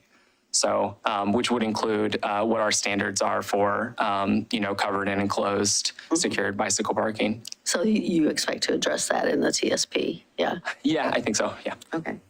I learned that one of our PSAC members had things stolen off of his bike from in front of City Hall last week. Not great. Yeah. Yeah. Yeah. Yeah. So there's a lot of interest, I think, among the bicycle community and in enclosed parking, but Yeah, I mean, as someone commented on that, I mean, that doesn't keep anybody from stealing. That doesn't mean you won't have things stolen off your bike, I guess. Chair, if I may. Go ahead. Yeah. So the Governor Brown's executive order late last year on parking, as I understand, was challenged. So if that challenge was upheld, her executive order was overturned, would that change any of this overlay that we've seen? If it was Would overturned. it change option option B? If it was overturned, so yeah, right now, Councilor Massey, right now there's, I think, 14 jurisdictions, if last I looked, that are suing the state over this proposal. And if it was, we'll see what happens in court, but if it was to get a reprimand or it was not to be allowed, then back to the drawing board. If we could start over and go right back to where we were previous to these code updates that Ryan and his team put together, or we could. Well, wouldn't we still have option A and option B? Was that a state law, wasn't it modified by the governor's executive order? Well, the governor's executive order, as I understand it, and I'll defer to Ryan because he's a little bit more subject matter expert on the specifics, but it requires certain adoption of code by a certain date. Right. If we don't adopt that code, the code we have in existence that's contrary to those options is null and void. And so if we had parking requirements, we don't adopt this code by a certain date, we really won't have the authority to enforce or apply our existing code. Okay. Now, there are also, and this has kind of been one of those issues DLCD hasn't really wanted to talk about in too much detail. If we don't pass this set of code packages by the deadline, what sort of enforcement authority do they have over us? Well, of course, our planning department enjoys a good relationship with DLCD. We receive grant money for DLCD, from DLC for a variety of projects. I think all of those enforcement tools are on the table for jurisdictions that are choosing to not do this. I don't know, because I haven't spoken recently with any of the jurisdictions that are challenging what they're planning on doing, even pending the challenge. To my knowledge, there was no stay involved, so there's no, the rules aren't not in effect until the court rules. a little bit more information on the actual court case. My understanding is the Court of Appeals has granted an expedited briefing schedule for the case, and they're right in the middle of briefing right now. There'll be an oral argument, at which point there'll be a decision rendered. I would say the outcome, I'm not sure that it's an all or nothing game. It'll be really interesting to see what kind of decision the Court of Appeals crafts. They may uphold the governor's authority 100%, in which case we're stuck with what we've got. They may dig into the detail a little bit. I think that's probably unlikely, but I've seen it happen before. Yeah, I'm not even hinting that we should do anything different from this, but I will voice some frustration because there are a lot of people in this town worked for several years following the mandates of HB 201 to develop a comprehensive plan and code package. And, we met the timelines to get all that in. And you would think that they would give us a little time to figure out whether it worked or not. But Amen. But Amen. Okay. And quite frankly, I was and still am really irritated by that. So I would they're think into the sermon. You're not alone in that boat. To a certain extent, I think there's the jurisdictions that are challenging. I think there's some entities that are going to file amicus briefs, which is a friend of the court brief. They're going to chime in on the issues that are raised in the court case. I wish I had a crystal ball, but understand. I thought I'd heard that some cities had asked for extensions from DCLD. And has DCLD granted extensions? I'm not aware if they've. I tried to reach out to two of the DCLD staffers who were on the rulemaking page. I tried both email and phone and got no response from them. But that was my simple question. Have any jurisdictions sought an extension and have any extensions been granted? I thought I'd heard both Gresham and Lake Oswego, I believe, had sought extensions. Is that your? I think I know Gresham. I don't know about Lake Oswego. Okay. Yeah. Just because it ties in, we're going to be talking later tonight about legislation. And I think going back to what you just said, Counselor, there is a discussion happening in multi-cities at this point about home rule and about the role of the League of Oregon Cities in protecting home rule. There are times when the city has really liked actually having the state tell us what to do. And there are times we don't like it. And so it's this constant dance, but I do think that tonight, later, we're going to talk a little bit about how much does this council want home rule protected and how much do you all, how comfortable are you with being told how land use should go by the state? Because there's several pieces of legislation. We're not ready to make decisions on any of them tonight.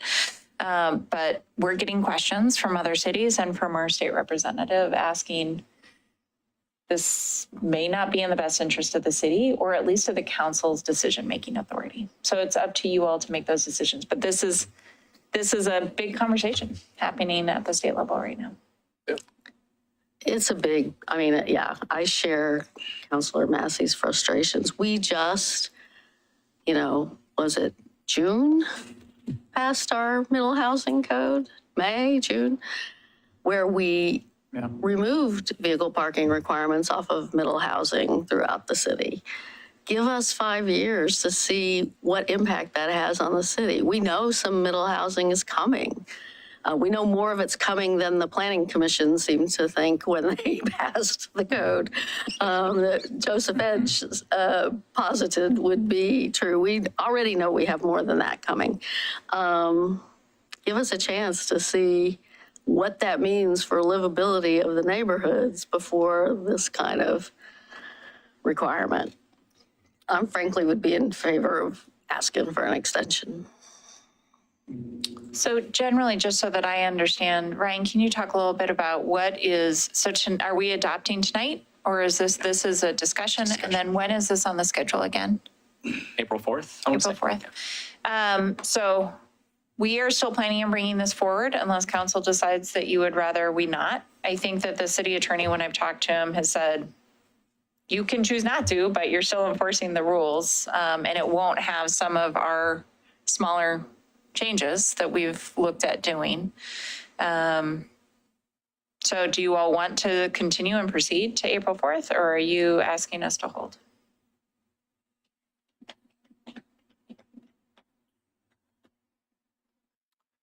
I will just say, as you're pondering that, that I do think that we missed the deadline to ask for an extension from the state if we had wanted to do that. It was a pretty quick. Because I looked on their website about how to ask for an extension, and there's no information on that. So how did they impose a deadline? It's in the administrative rules themselves. Yeah. Yeah. I think you don't know exactly what the process looked like, but yeah, the deadline itself is in the administrative rules. Mm.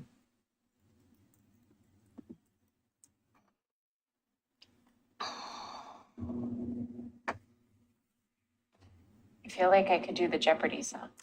So we can bring it forth on April 4th, and you all can choose. I'm not hearing any substantive changes to the work that staff has done. So we'll bring it forward on the 4th. Why don't we bring it forward on, what's the due date, June? So why don't we bring it forward at the end, like second meeting in May, and see what happens in the litigation, see what happens with the extensions, not be making this decision earlier than we have to. I think it has to be in effect by June 30th. So I suppose yeah. So it would be May. So May would be the latest.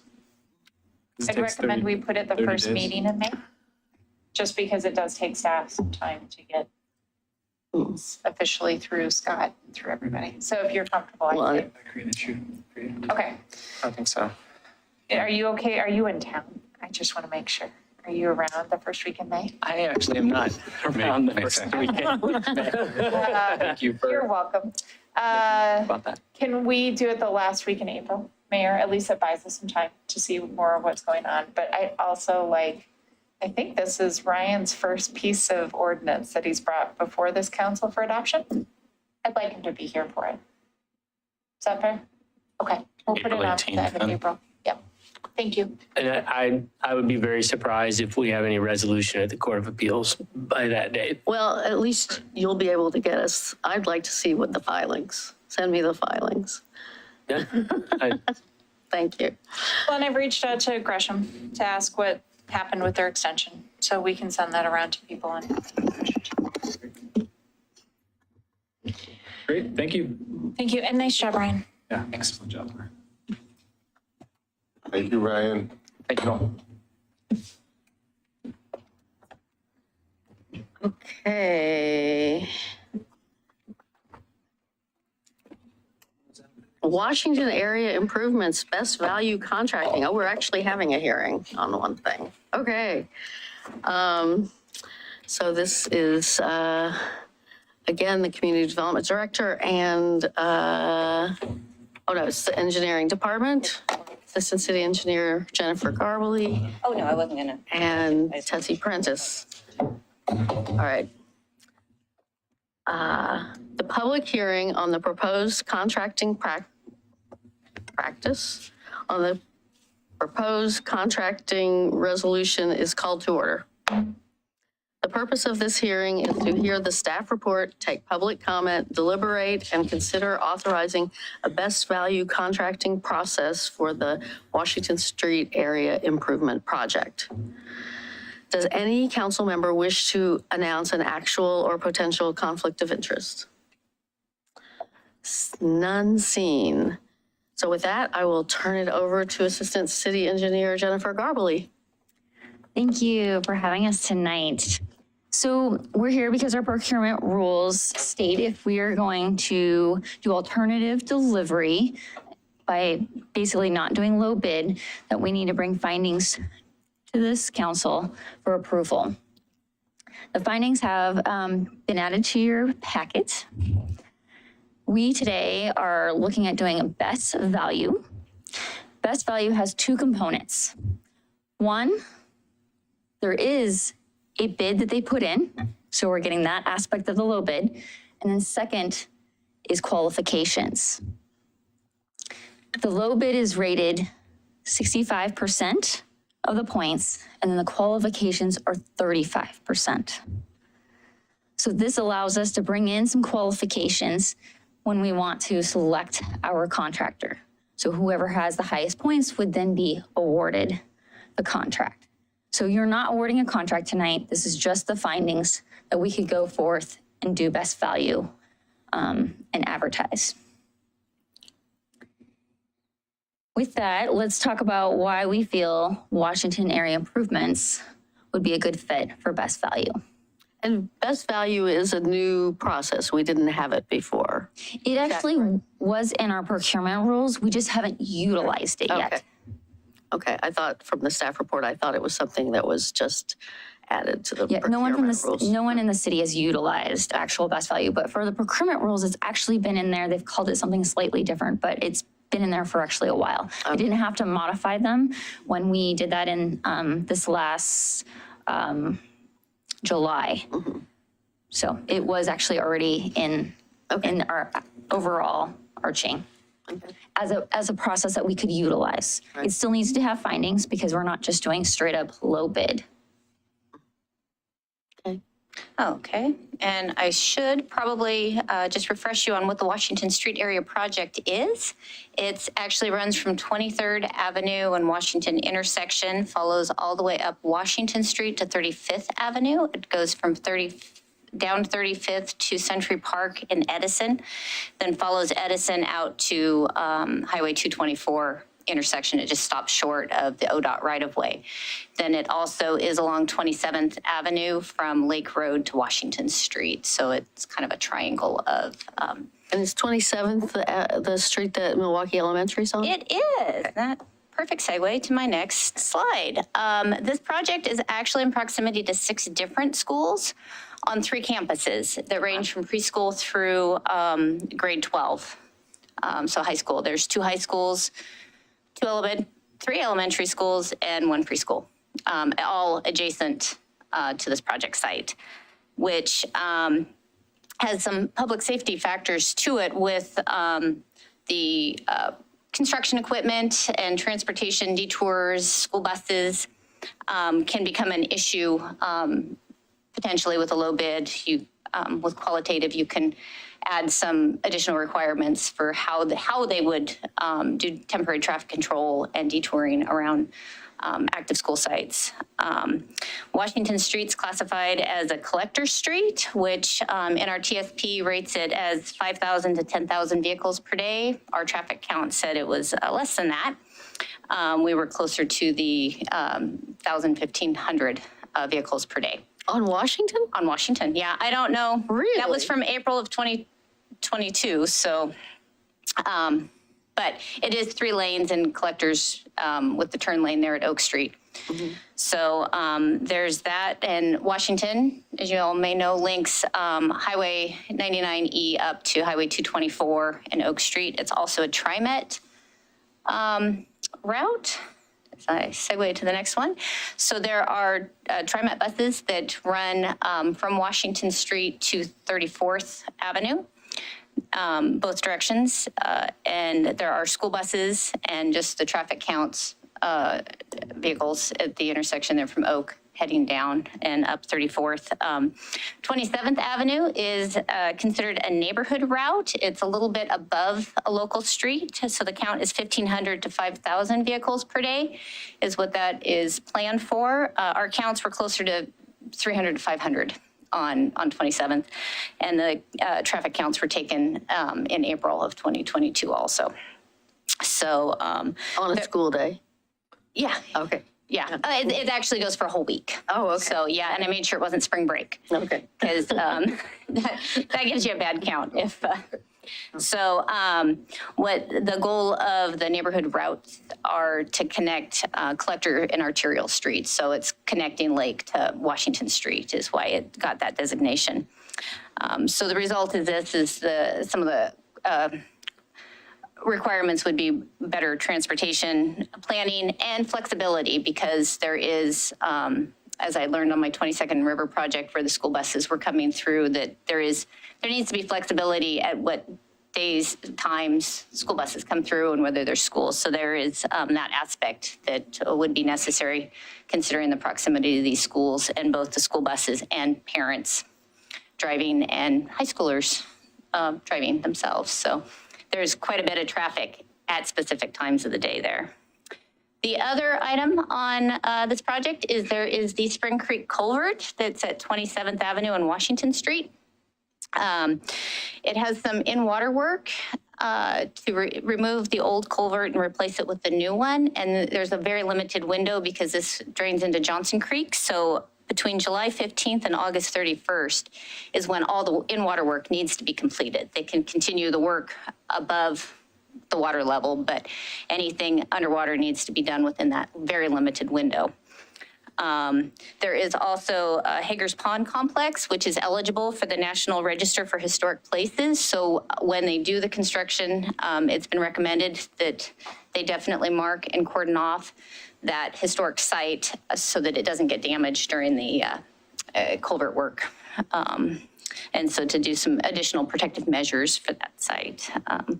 So the results that we probably need somebody that's familiar with in-water work because there are some additional permits and requirements that we are working on, but that the contractor then would need to complete and submit and follow. And then also the working near the historic pond.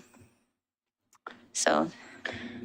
We also recommend this method because it's difficult doing retrofit jobs in Milwaukie, mostly because we're an older city and we're trying to do that. And we need our contractor to be wanting to speak to our citizens and wanting to help communicate what's going on and what's happening and understand how to work in residential and areas. When they don't, it drives up the cost for what we have to do for public outreach, staff time, all of the above. So talk about that a little bit more. Do we still have JLA doing public outreach for these projects? We do. Okay. Yeah, and JLA will help on this project. They have a contract already. We did an on-call and we utilized them with a task order for each project. So they're already signed up for this. And so what is their role versus what you're expecting the contractor to do in terms of public outreach? They are providing usually like a weekly or bi-weekly kind of schedule of what's happening with the construction. The contractor, though, needs to be able to talk to the actual resident if they're actually doing their driveway in front of their house, right? Yeah. You can't expect city staff and JLA to be doing that because we're not on site and we don't know their schedule and how it changes.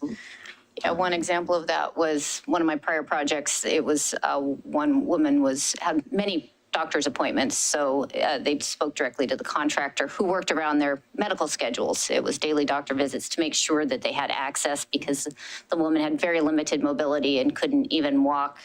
She needed help getting from the car in her driveway to her front door.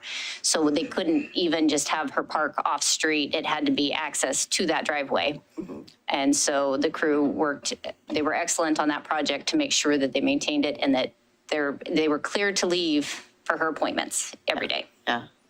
And so I take it that not all of our contractors have been so. That is a rarity. Oh, yeah. Okay. We're at one that I know of.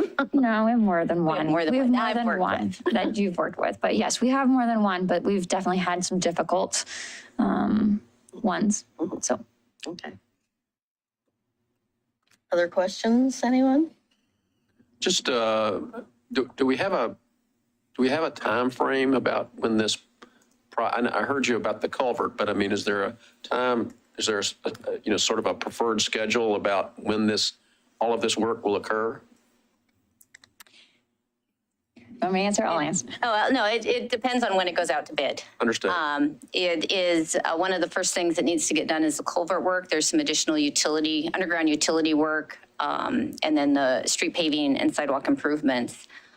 Ideally, we're going to go out to bid soon, and then hopefully have the contractor on board and start in August so that they can do the underground get work. Mobilized, so we can begin the underground work, begin the culvert work. If we'll miss it, probably, unless they can get it done within that single month. There's a lot of prep work that they could do ahead of time if they know they're getting the contract. So we're limited from that aspect, but that they can begin mobilizing and get on site. So So in all likelihood, some of this work is going to, and we can't really avoid it. It's going to occur during the regular school year. it will occur during the regular school year, yes. 27th can be busy, and it's a pretty narrow street. It is, yeah. No, and it's got, Big project. Yeah. So I plan to have 2 summers available to do it. One, that'll help with our costing, giving the contractor enough time to actually do the work and schedule their deal. So hopefully that won't drive the price up. So yeah. So, yeah, I'm still stunned a little bit by how low those traffic counts were, because I do feel like Washington and 27th are both busier than that, but it's it interesting. seems that way. I have questioned some of the counts sometimes, but that was with our in-house Armadillo traffic count. Other questions? Nope. Okay, well, and this says, have we received any additional correspondence? But I don't think we ever had received any correspondence. So have we received any correspondence on this? I'm not aware of any correspondence received on this item. Okay, great. Does anyone wish, okay. Does anyone wish to comment on the proposed contracting process? There's no one in the room, I don't believe, who wishes to comment. There's more of the script that I can read, but if no one's online. Unless Joseph, Mr. Brelio would like to speak to this tonight. I see no comment cards. There's no one on Zoom. Okay. Okay, so I won't read that whole script. And staff doesn't have any response to the testimony because there was no testimony. Does council have any questions for staff? Seeing none.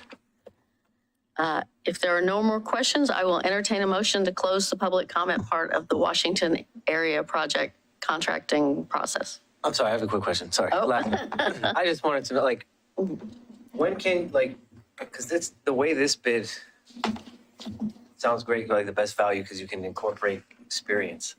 Are we able to use this process more often, or are we limited in?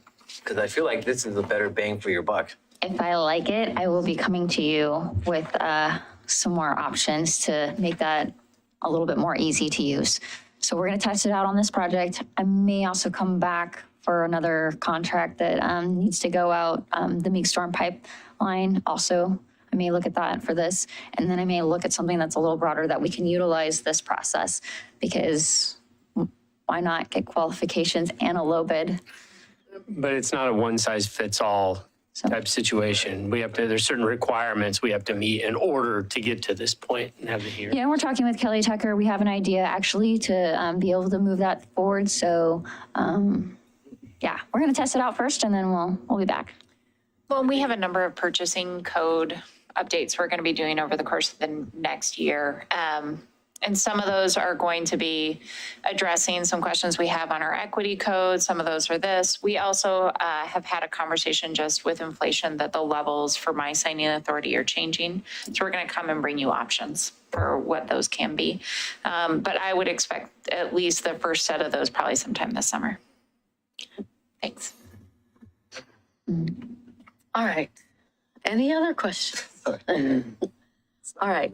If there are no more questions, I will entertain a motion to close the public comment part of the Washington area contracting practice. So moved. Second. It's been moved and seconded to close the public comment part of the Washington area project contracting practice hearing. All those in favor say aye. Aye. Aye. Opposed, nay. None heard. The public comment part of the contracting practice hearing is closed. Is there any council discussion? I am not seeing any, so I would entertain a motion for the resolution.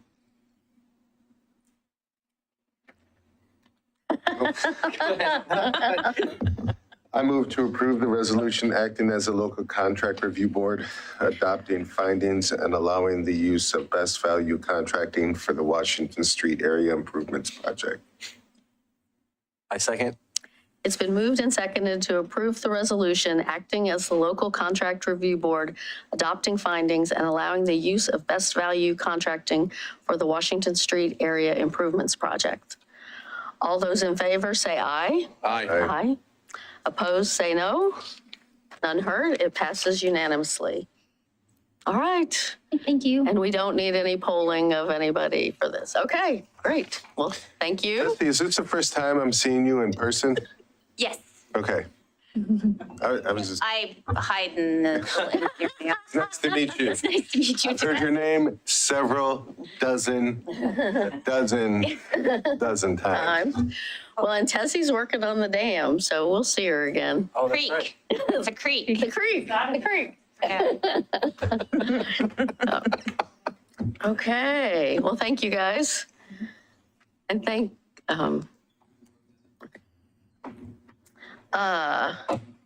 so legislative and regional issues, and we have a long list of those. So I think the city manager alluded to some, and maybe I'll let her go first. Well, so I think for where I'd like to start tonight really is a conversation more than legislation.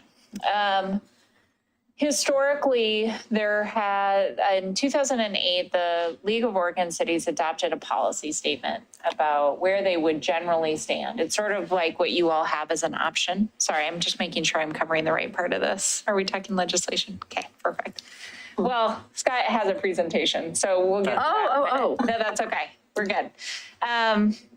So we talked about having general policy statements. They created this in 2008. And the first part of that policy statement is that home rule is going to be their driving force for decision-making on what legislation they're going to get involved in. And the reason for that is that they believe that cities have rights and that those rights should be protected. First and foremost.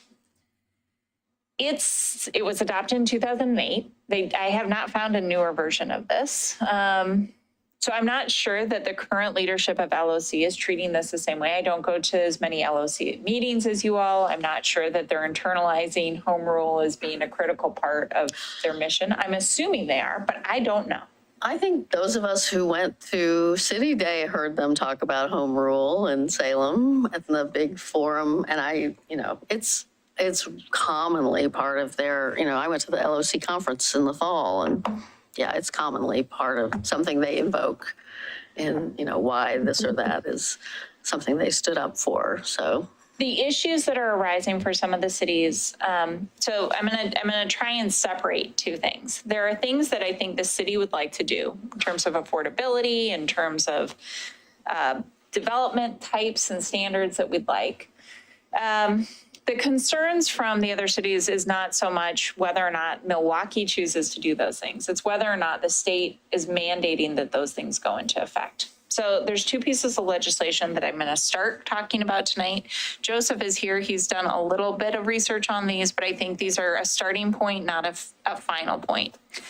So the first one is a piece of legislation that actually would say that any SDCs for units that are built that are in commercial spaces would be waived for all development at 120% AMI and below.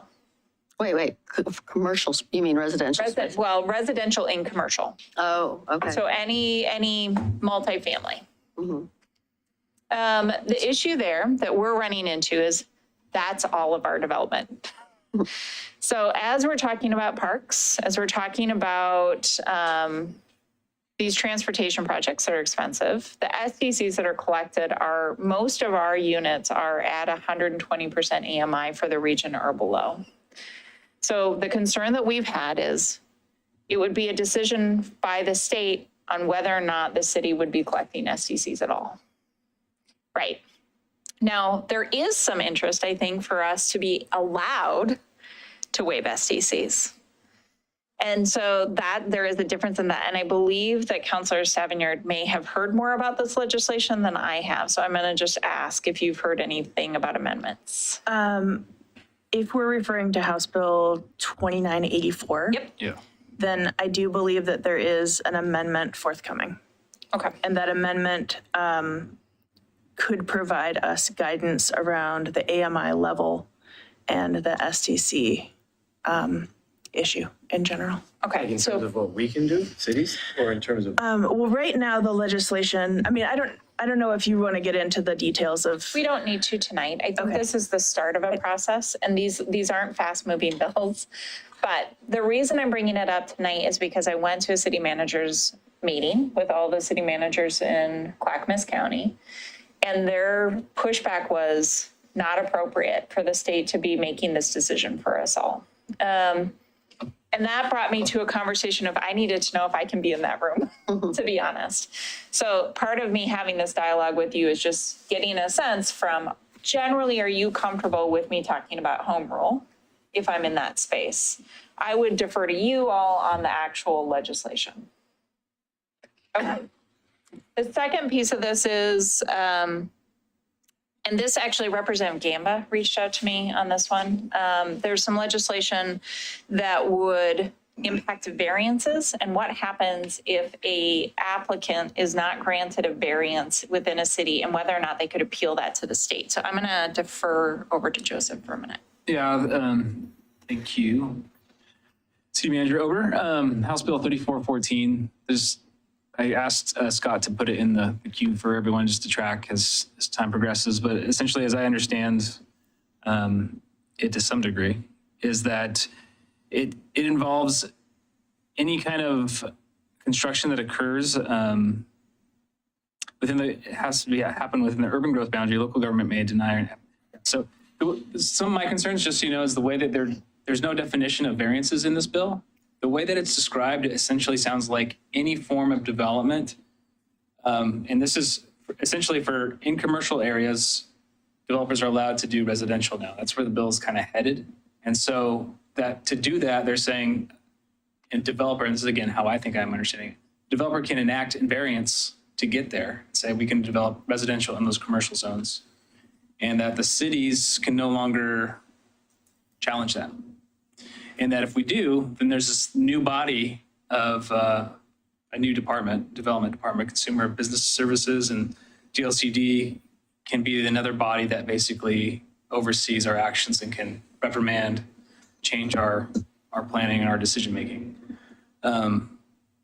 So you're saying, I mean, you started out calling it a variance, but it's actually saying zoning. The way it's changing our zoning. Yes, there's no definition, which is scary because the way that when I see variance, I'm like, oh yeah, variance from the land use, like a setback or like a variance from a setback or something like that. But there's no definition of it, and the way it's been pitched is it's development in general, like all development, all land use actions that occur inside a commercially zoned, changing it to residential development. What bill number is this? 3414. So this one has not had a hearing, I believe. So this one is also, we're unsure. We don't have as many details as we'll have after there's been an initial hearing. Representative Gamba had some questions asked to him, and he said, this doesn't sound like something that Milwaukee is going to be excited about, but he's also agreed to just watch it and to be in touch when we have more information. So I don't want to worry about it too much tonight, but both of these things are the state making decisions about things inside the city around some of our development. So I'm curious, I mean, in the notes I've passed along to people from the MMC and the stuff we see from League, they've said that this 2001, which is where they're trying to pack all this stuff, I think, is going to, it's supposed to be the non-controversial stuff that will pass on a bipartisan basis. Are these things getting bipartisan support? No, and there's some things in that bill that we're just still trying to learn more on, but there are at least 4 provisions in there that there's some general concern from some of the surrounding cities. And I have not had enough time to look at that bill, so I don't want to go into details and express concerns about it until I've had time with Joseph and others to actually get into it. But I think, at least based on what I'm hearing from the other cities and the other city managers, there is definitely conflicts with what's in 2001A. And so we're both just trying to learn more and wanted it on your radar. What's the goal, like, what's the purpose of the bill? 2001? No, I mean, of what we're talking about right now. Yeah, what is it trying to accomplish by doing that? Just by letting More housing. Remove barriers to housing. The concern is, I'll say my personal concern, because I would say the personal concern is you essentially open up commercial, like, and think about the industrial, international way, industrial space. You open it up for residential. Great. Like, it sounds like a good idea. Like, yeah, allow for more residential to happen. Great. The other side that's not really being discussed is, well, you're removing a piece of our community. You're removing the job component. You're removing the commercial component that really pushes commercial and industrial jobs to happen, the job sector to happen. No, I was just going to add to that. One of the concerns I've had is I'm not sure if they mean commercial or industrial. Right. So this council historically had a long conversation about not wanting housing in our industrial lands. I was going to say that NMIA plan that I sent everybody, that was a big discussion there because there was one landowner who wanted the ability to build apartments right next to some of these cold storage, middle of the night trucking places we were talking about earlier.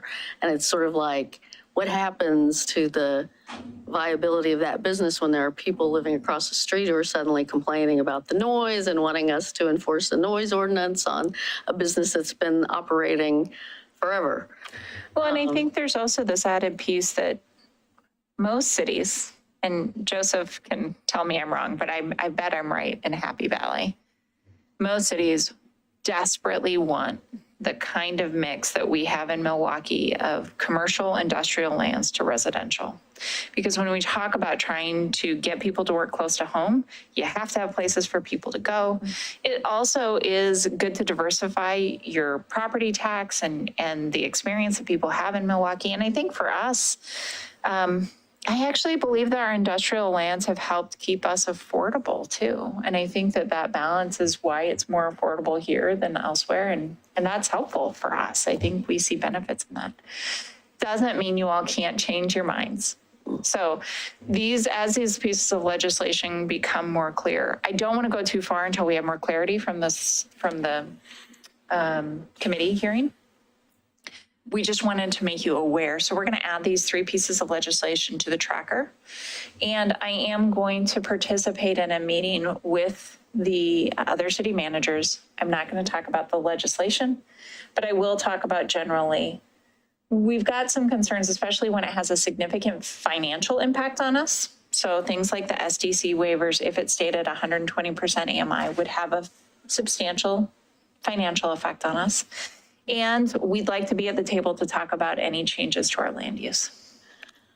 Well, another thing about those SDC waivers is, I mean, the thing that we talk about all the time is the duration or the enforceability of the income level, right?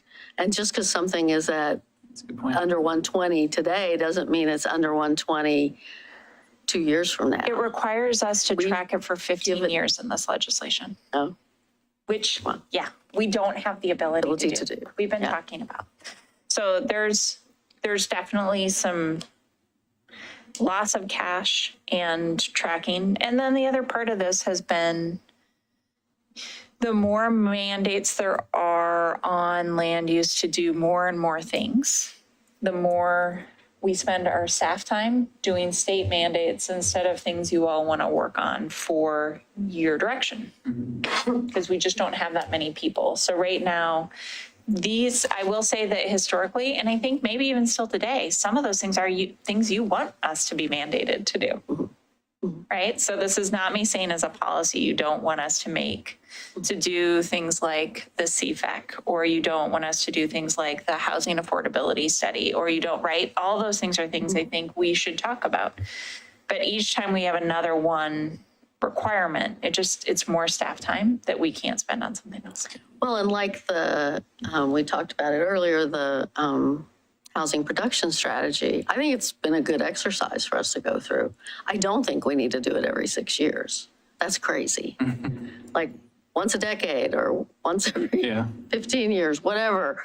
I mean, It's the California, they're going the California model. I mean, HB 2001A is almost verbatim in a lot of ways of what we used to do down in California for regulating affordable housing or just housing production in each city and having like regulation to fine or hurt cities that don't meet the production numbers. Yeah. And that is the benefit to Milwaukeeans, right? There may be a reason you want other cities to have to make certain requirements if you all were going to adopt those anyway. So that has been some of this philosophy of the city in the past. I think that's why Mayor Gamba worked so hard when he was here on climate, was to try and get other cities to do things right. So there's definitely some benefit in moving your policy ideas forward through state mandate, which is why I'm checking with you before I have this discussion. But I think for right now, I'm gonna avoid talking about the legislation. We're gonna put it on the tracker. We're going to keep you posted as we learn more. If you learn information and you wouldn't mind reaching out to me directly, just so that I'm able to start having this conversation, that'd be great. Go for it. I just wanted to piggyback on what you said, Councilor Massey, earlier. And what I shared with City Manager earlier today is Milwaukee's done really amazing progressive things, thanks to, in part, a large part by this body, going beyond in a lot of ways and doing what is needed for climate change, affordability, and the like. What's interesting is you have the state now that's housing crisis, and now there's lots of legislation coming. And it feels like, I understand why they're pursuing it. There's a lot of jurisdictions that haven't been doing what Milwaukee's been doing for years. So it's interesting to see like those that have been doing good, I would say, are still gonna be put in the same category as a lot of the folks that are jurisdictions that haven't been doing as good of a job, I would say, as this jurisdiction. There's some just equity issue, yeah. No, I think we're gonna watch it. Does that all work? Okay, then we're going to stop talking about this piece. We'll get you a little more information. I'm gonna send you the LOC policy on home rule, just so you have it. And I'm also gonna send you these 3 bill numbers so that you have them. And then we'll talk about this at the next time we discuss legislation. But Scott has a cool PowerPoint. I do want to add just one thing, please, that I think that some of the description of the 2 bills that we referenced tonight got a bit conflated. So there's a bill that talks about building housing in commercial zone. And then there's another bill that handles the variance issue. So the second is the one that hasn't had a hearing yet. There's no testimony. It's in a fairly early state, but as you know, as we've heard, things are going to move very quickly. The first one about commercial zoning, that's one that you can dig into the testimony. I think I found that there was a letter written by the American Planning Association, which is a neutral opinion, but had some creative suggestions to how we can address density within the urban growth boundary within, landlocked cities like ours. So, I mean, even though the legislative session moves so quickly, it's really helpful to get into OLIS and, to the degree that you have the time and look at where other cities are weighing in, other partners are weighing in. Absolutely. And it's, I'm dancing a dance tonight, right? Yeah, no, I understand there's that. some things in the legislation you all might like. I'm nervous about, we're having a lot of parks discussions right now. And that's a lot of waiver of things that you all have just spent the last year fighting for. So it doesn't mean that I'm right, and it doesn't mean you shouldn't support the legislation. Mm-hmm. It means I need you to think about it. Well, awesome. I'm sorry. No, you're wonderful. Go for it. One more thing. Yeah. It's also not so, one way or another. It doesn't mean that advocating for legislation that would increase housing production in the state of Oregon means that we give up all of our ability to have a home rule, Totally. Like, I think that there are gradations within that. And I think that it might be helpful for the LOC to be a part of a work group as these bills move forward. And even, in the advocacy that we do, to think about what sort of creative solutions we can bring forth, because I would hate to have good conversations about housing availability and the things that cities can do who are not all making the right choices, like Milwaukee is making some good choices. We're putting things in place, but not every city is like that. And so there are reasons that legislation like this is proposed. I feel like we can inform how best to come up with this final product rather than having that be eclipsed by a conversation about home rule and unfunded mandates. So I just want to make sure that it's not either or. Then I'll be quiet. Thank you. Well, and I think I think what all this tells me is, reinforces for me, is the whole thing about we have to be wary of saying we support a bill number. Although I've just sent you some letters doing just that. But especially with like 2001, it's a perfect example of the bill is changing all the time and new things are coming in and new things are likely to come in. And so saying we support a bill number is maybe going to be too broad. We may support some things in that bill and not other things. And there's an opportunity to provide testimony at multiple stages within the evolution of legislation too, that I think helps evolve the path of that legislation. So maybe there's an and in there. Yes, I'm going to learn more. How about we start with me learning more? You all are already tracking a lot of legislation. I'll go to this meeting. By the time we have our next meeting, I'll have more information just about how the other cities are handling it. We're including some of the larger cities who actually have supported some of these pieces of legislation to try and make sure we understand why they're supporting it and what the benefits are to them to support the legislation. Okay, thank you. Very quickly, if my computer is awake. Here's where we are in the session. We got a revenue forecast end of last month. I think it was more positive than folks might have thought. So that's a good news story. And the next deadline is still a few weeks away. When I checked this morning, of all the legislation on our tracker, there are numbers I've heard. These are the only two that had hearings scheduled, and they were both today. So we've talked about HB 2001. I submitted something for HB 2112. I think that's pretty And before we keep going, just if you're going to look at HB 2001, there is -A. So just make sure you're reading -A. And then. Can you go back? Yep. I wanted to get that number. Okay, thank you. Go ahead. Okay. And then this, I believe, and I've been trying to be in live real updates, including the things that the mayor sent this afternoon. These are all the things that I think we have pending letters proposed for. And I also have Word versions of all of these. So I'll have to stop sharing this screen to flip over to that. This is essentially what I've got. The other slides I've got are resources, but we all know how to do that. And then that's me. So I don't know if this is the order you want to go in there, Beatty, or how you want to proceed in terms of looking at the Well, letters. let me do the rail safety, I think we can dispose of pretty quickly. That is I do not have a proposed letter on that. I will probably bring a proposed letter to go to, that is for Congress, for Senators Wyden and Merkley and Representative Dreamer. But the email I sent you on that had a National League of Cities letter that you could individually sign on to. I have already done that.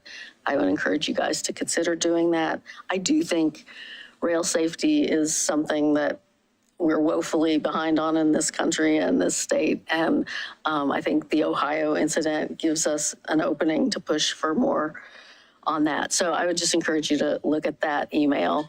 I will bring back next meeting in 2 weeks a proposed letter. The TriMet letter you got on our break, on our dinner break tonight. So I don't know how many of you have had a chance to look at it. They are looking for So I had sent around some info about earmarks, about how you go after congressionally directed spending. And that is what they're proposing to do, to go after congressionally directed spending via Representative Dreamer to fund some improvements to a bus line in Milwaukie and to buy some e-buses for use, some electric buses for use in Clackamas County. Unfortunately, I asked the TriMet guy if this could wait for our next meeting, and it can't. It all has to be submitted next Wednesday. So if we want to be on the record as supporting that, we need to decide that tonight. We can take a break for people to be able to read that letter if they haven't had a chance to read that. I can bring it up on the screen too, if that's helpful. Yeah, sure. Why don't you go ahead and do that? Okay, I'm gonna stop.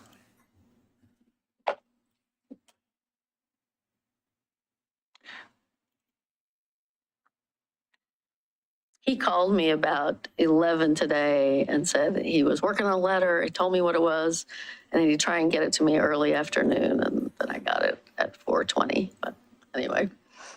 I think this is the right one. Yeah, so he drafted this to be as if it were from us. I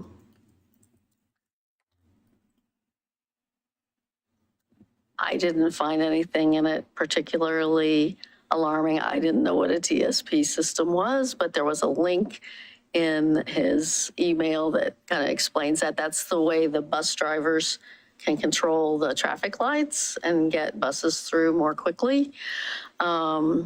So I think if they're proposing to install that on line 33, that's a good thing for our residents and for ridership in our town.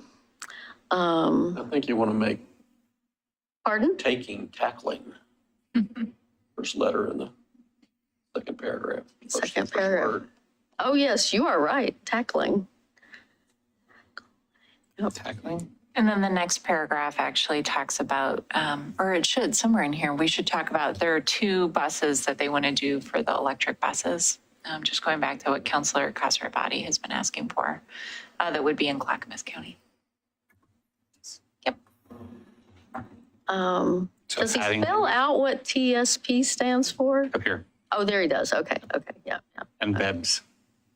Pardon? And BEBs, BEBs. And BEBs, yeah. So this is the wish list from TriMet that affects our area, is that correct? yeah, this is a specific ask that they are going to make to, because every House member gets 15 earmarks and senators get unlimited earmark requests. And they're asking Representative Dreamer to use one of her 15 to do this upgrade. Will she? Who knows? But that's their ask of her to earmark some funding to perform these improvements in Milwaukie. And we do not have a request for this year. We're not putting in a request, so. And we haven't received another request for this earmark process yet. And the deadline for this letter to be submitted is what? He told me next Wednesday. Okay. I actually thought it had already passed on the House side, but I guess maybe it was Wyden and Merkley have their own sort of system for the Senate side, and maybe it's their deadline that has passed. So I guess I'm wondering if it's possible to take some time, read this outside of the meeting and give edits to Scott? Or do we feel compelled that we need to do this and vote on it tonight? No, and I actually was going to reach out to the Congresswoman's office anyway. So if you all want to look through this and get any edits back to him by Friday, that would be great. And then we'll work on getting it in. If there's any, I'm not hearing any policy edits. I'm hearing some Scrivener errors and some concerns about how it's drafted. So as long as we stay at that level, we'll submit it with any changes that people submit. If there is a policy discussion that comes up, we'll have to bring it to you on Tuesday at the study session. Well, yeah, so I guess that's the question. Are your edits, does anybody think we should not advocate for this? So I think those are 2 different questions. I think that advocating for increased transit infrastructure is a good thing, personally.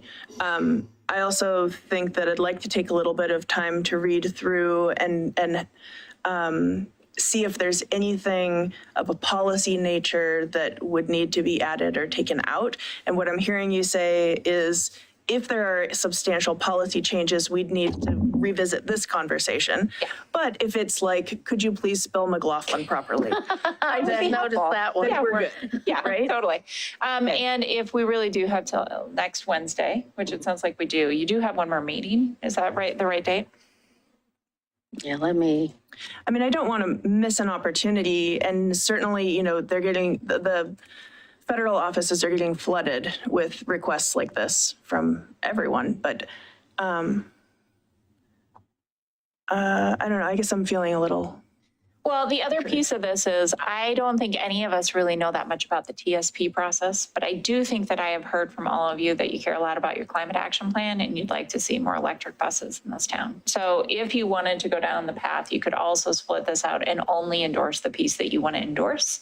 And I do think your EV buses probably meets a council goal for transportation.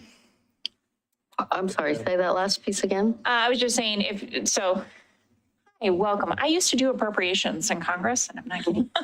I know, this is like going home again. You do not have to endorse everything that they're asking for, and they probably won't get both sides of their funding requests. They will probably get one or the other. So if you all actually wanted to only endorse the piece that you're comfortable and you know something about, you could easily submit this just on the EV buses, because there's 2 that would be coming into Clackamas County if they were funded. That is in our climate action plan, and it does say that we will push for having more electrification of that system.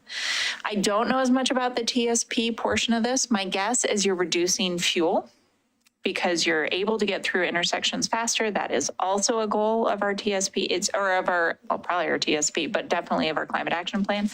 I just don't know much about the system. Well, I was gonna say, I think its big attraction is that improving timeliness of buses improves ridership of buses. Totally. Right?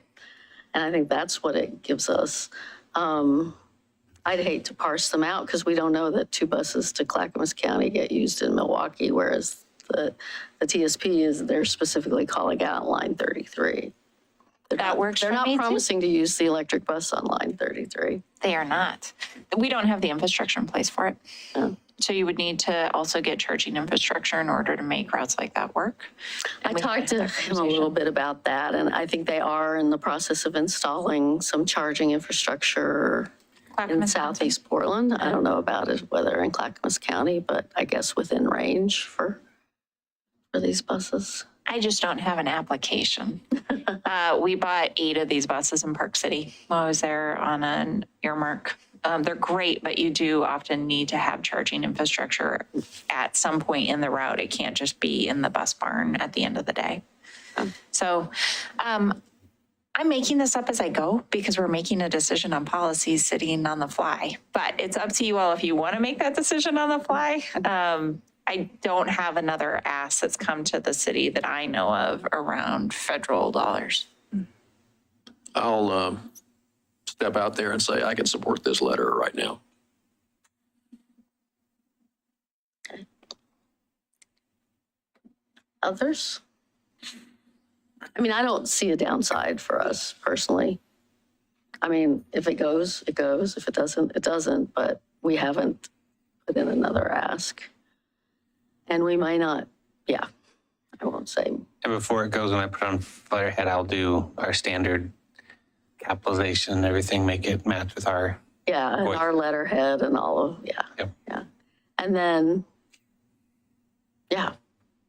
And then we can consider edits so next Tuesday. If we have non-substantive edits, then I'd say Scott can go ahead and send it whenever everyone's, say, Friday. Yeah, give me edits by Friday. I'm out of the office on Friday, but Monday morning I can come in, whip it out real quick, and then that'll give us a couple days and a potential study session if you want to mention something.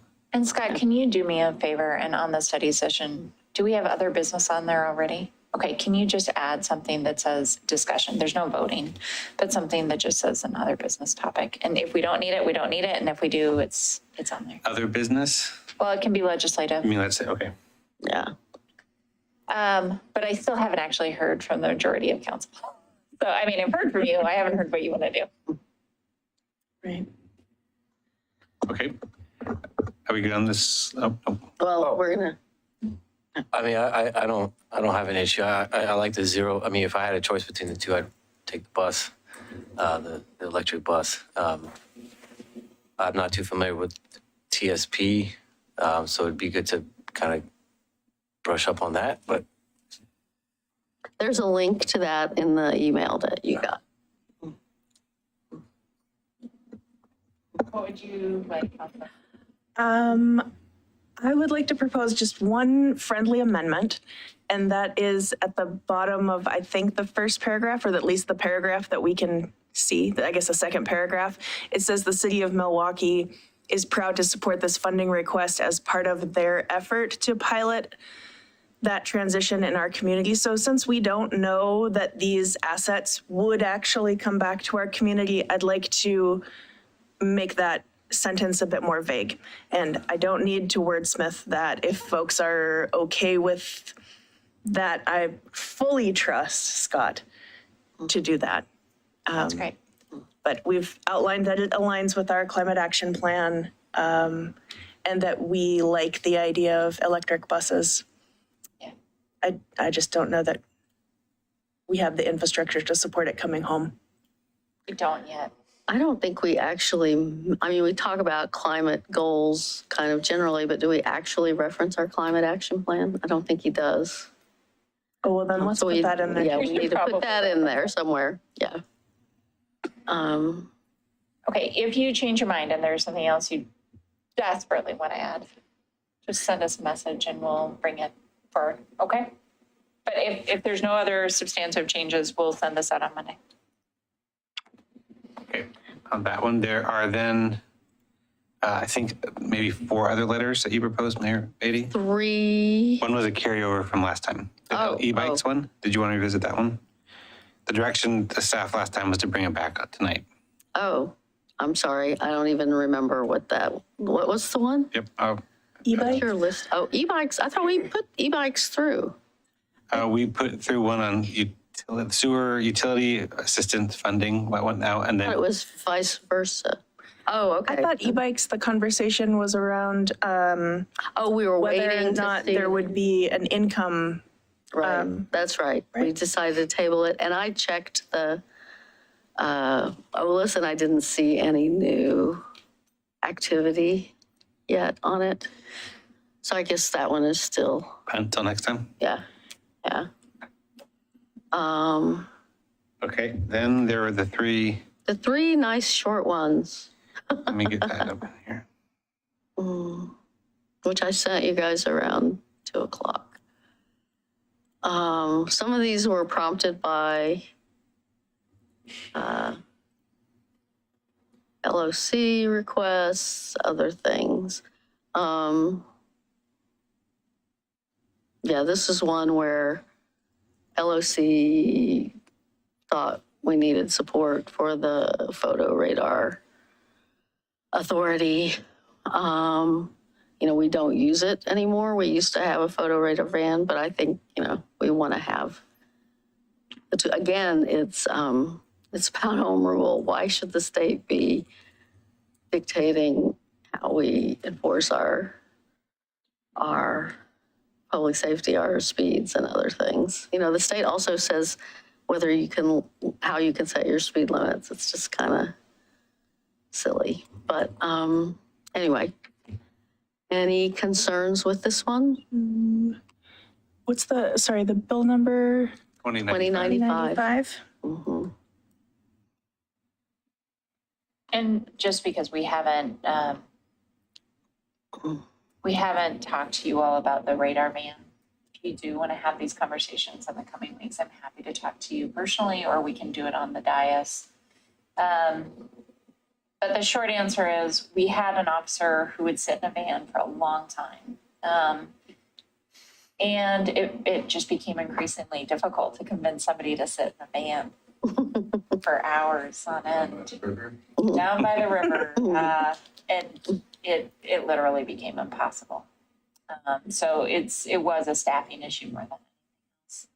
I also think that at the time it was Chief Bartal, and he liked having the interactions with the public, and he didn't feel good just sending tickets, because we were sending a lot of tickets. But we have not been able to resurrect that contract. And as I read this bill, it's not limited to mobile photo radar. It's also about fixed photo radar. So the ones that, Yeah, and we've looked at those usually. So you have to have a standard, a crash zone, a speed issue, some reason to justify the amount of expense that the company would pay to install the systems. What we discovered is we just didn't have enough violations to justify it on a couple of our sites. One of the things we have talked about historically that would be really helpful is not having to have somebody watching real time on the videos, being able to have somebody after the fact reviewing footage. But that's not the legislation, and it's not an issue for today. We'll bring the chief back one day and he'll talk about it. So was use of the photo and radar enforcement curtailed at some point by the state? No, we've had the ability to do, well, it's always been curtailed. We had very limited abilities to use the van, and it had to be personally humaned while we were using it, and that person had to be on site for it. Well, there was a lot of abuse in these systems that were run by third parties in cities.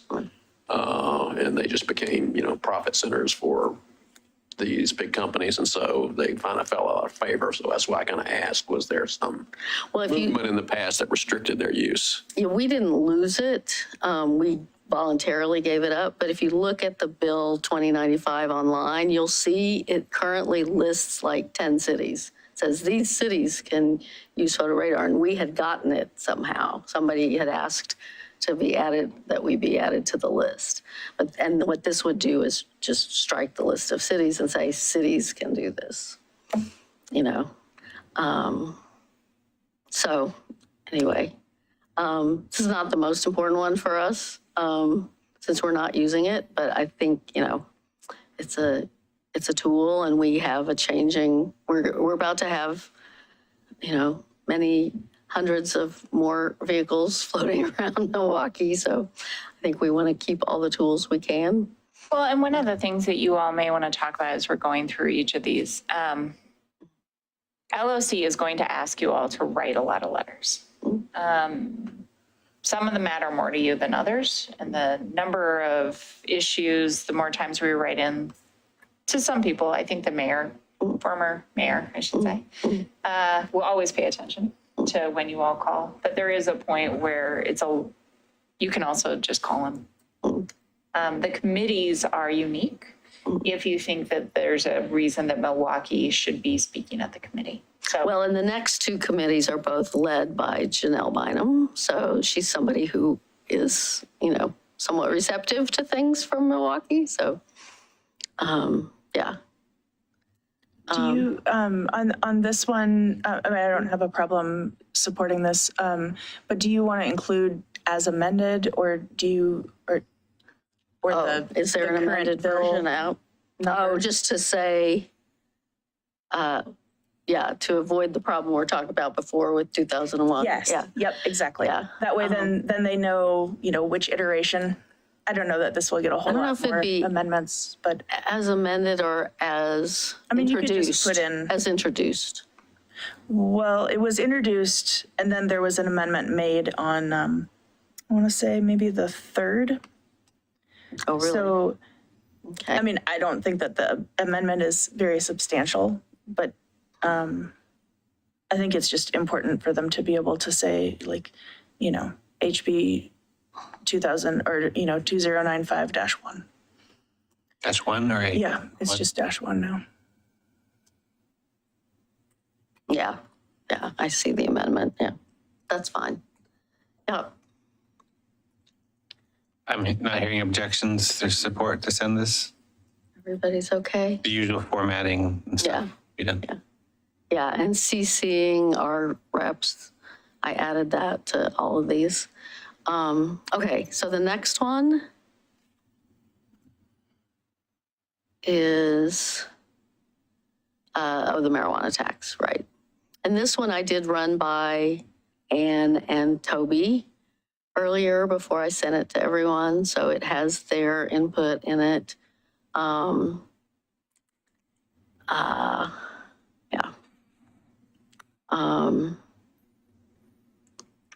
And it does appear that we would have to go out for a vote. I was hoping, there used to be taxes you could do.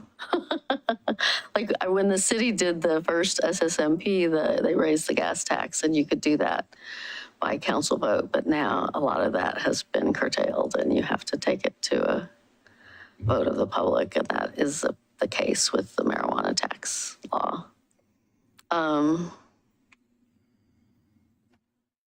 But as we keep talking about, we need income.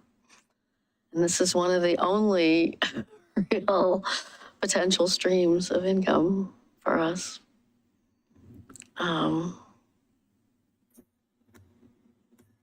General consensus? Are we okay to send it? Was this generated by the LOC as well? No. This was generated by us? By me, yeah. Okay. By me. No, in fact, I alerted LOC to the fact that this one was being considered. This is another place where I'm not sure LOC was looking out for us in a great way. Have you heard anything back? I did hear back that they thought, there's two versions, there's a Senate and a House, and that they thought the House version was the more likely to move. Yeah. So it doesn't diminish the amount going to treatment. Right. There's another bill that does that. There's another bill which actually I gathered from the testimony online that the MMC has gone in support of, that would diminish the funding would take it, sort of reallocate the money after Measure 110. This one does not. This one just says cities can, it doesn't have anything to do with Measure 110. It just says cities can raise their tax to up to 10% and have to give 20% of any increase to the county.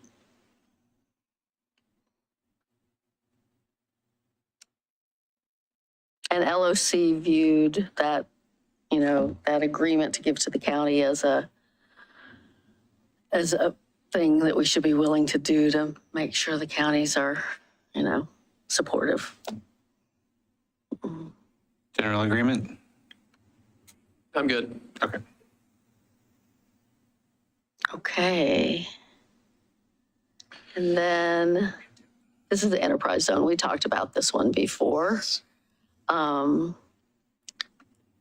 I also ran this one by Joseph before I sent it around to you guys, and he was happy with it.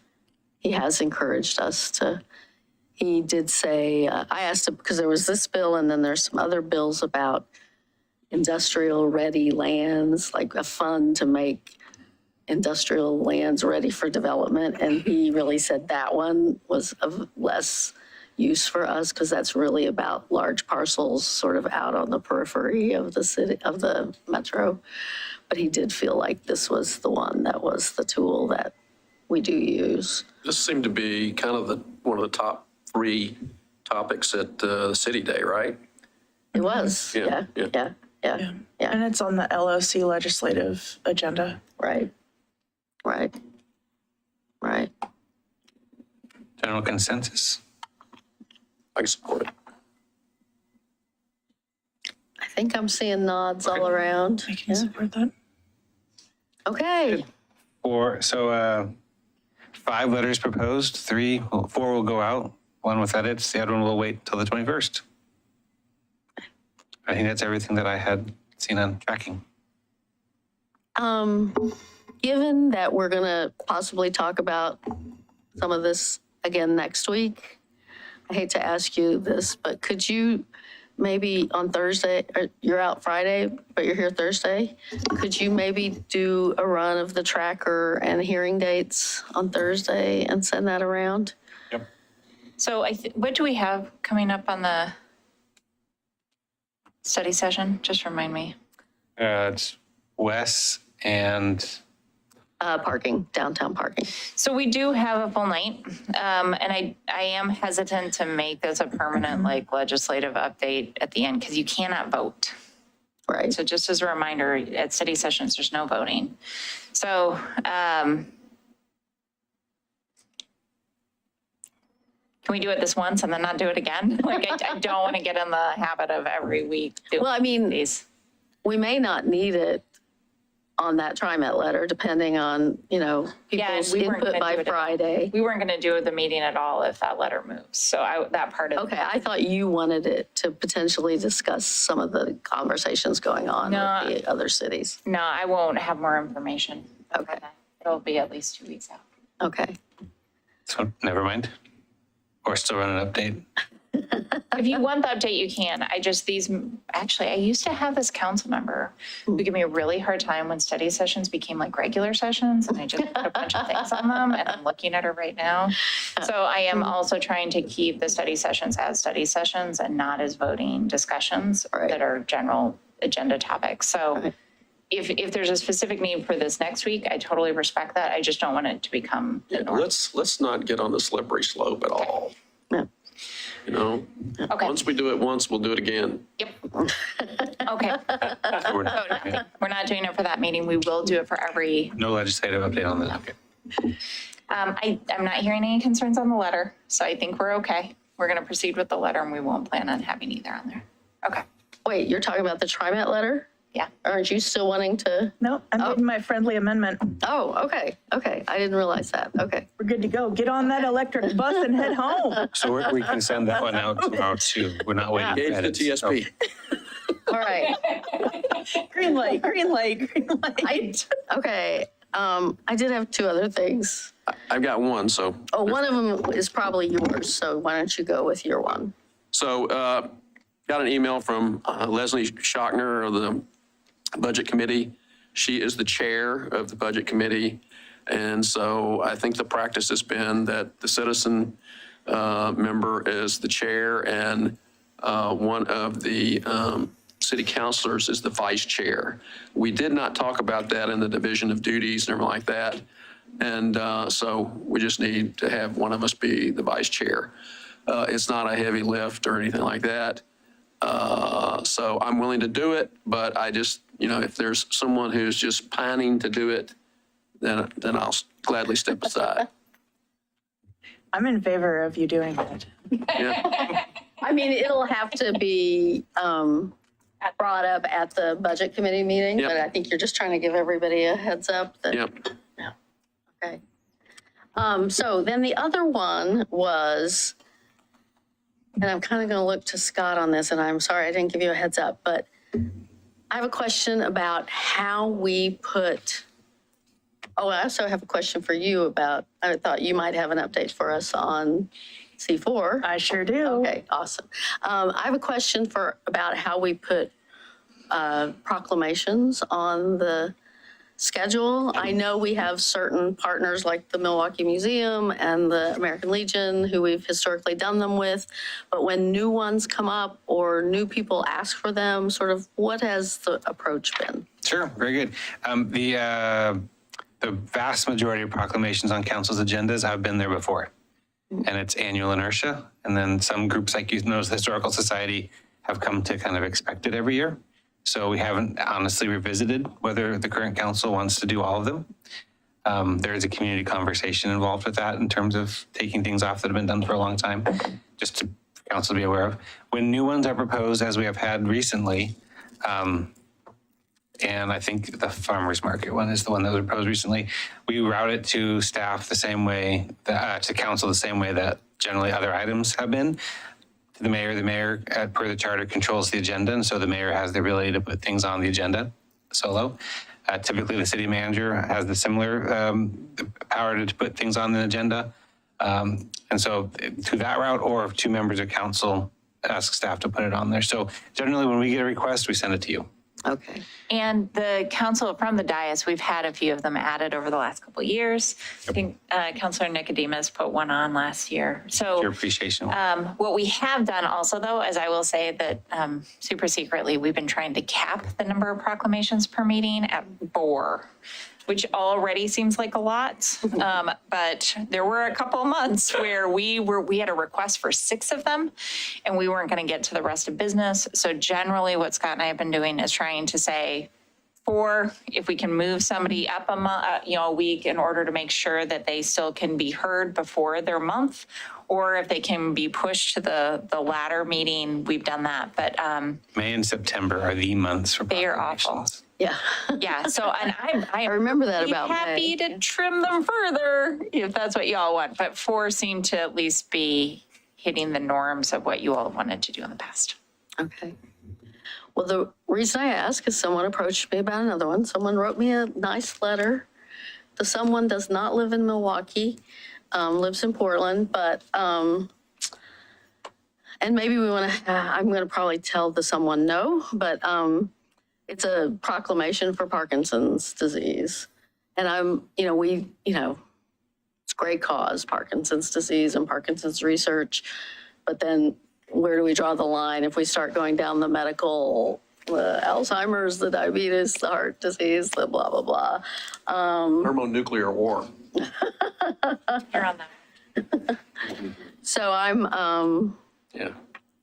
okay, so I'm gonna respectfully let him know that we're not going to do it. But we may want to have a bigger conversation about that at some point about all of these and look at the schedule of what they all have come to be and see if we want to trim some back. For those who may have seen the Heritage Lecture last week, I believe one of Greg Keemer's points and research he had done was the number of proclamations done on average per year.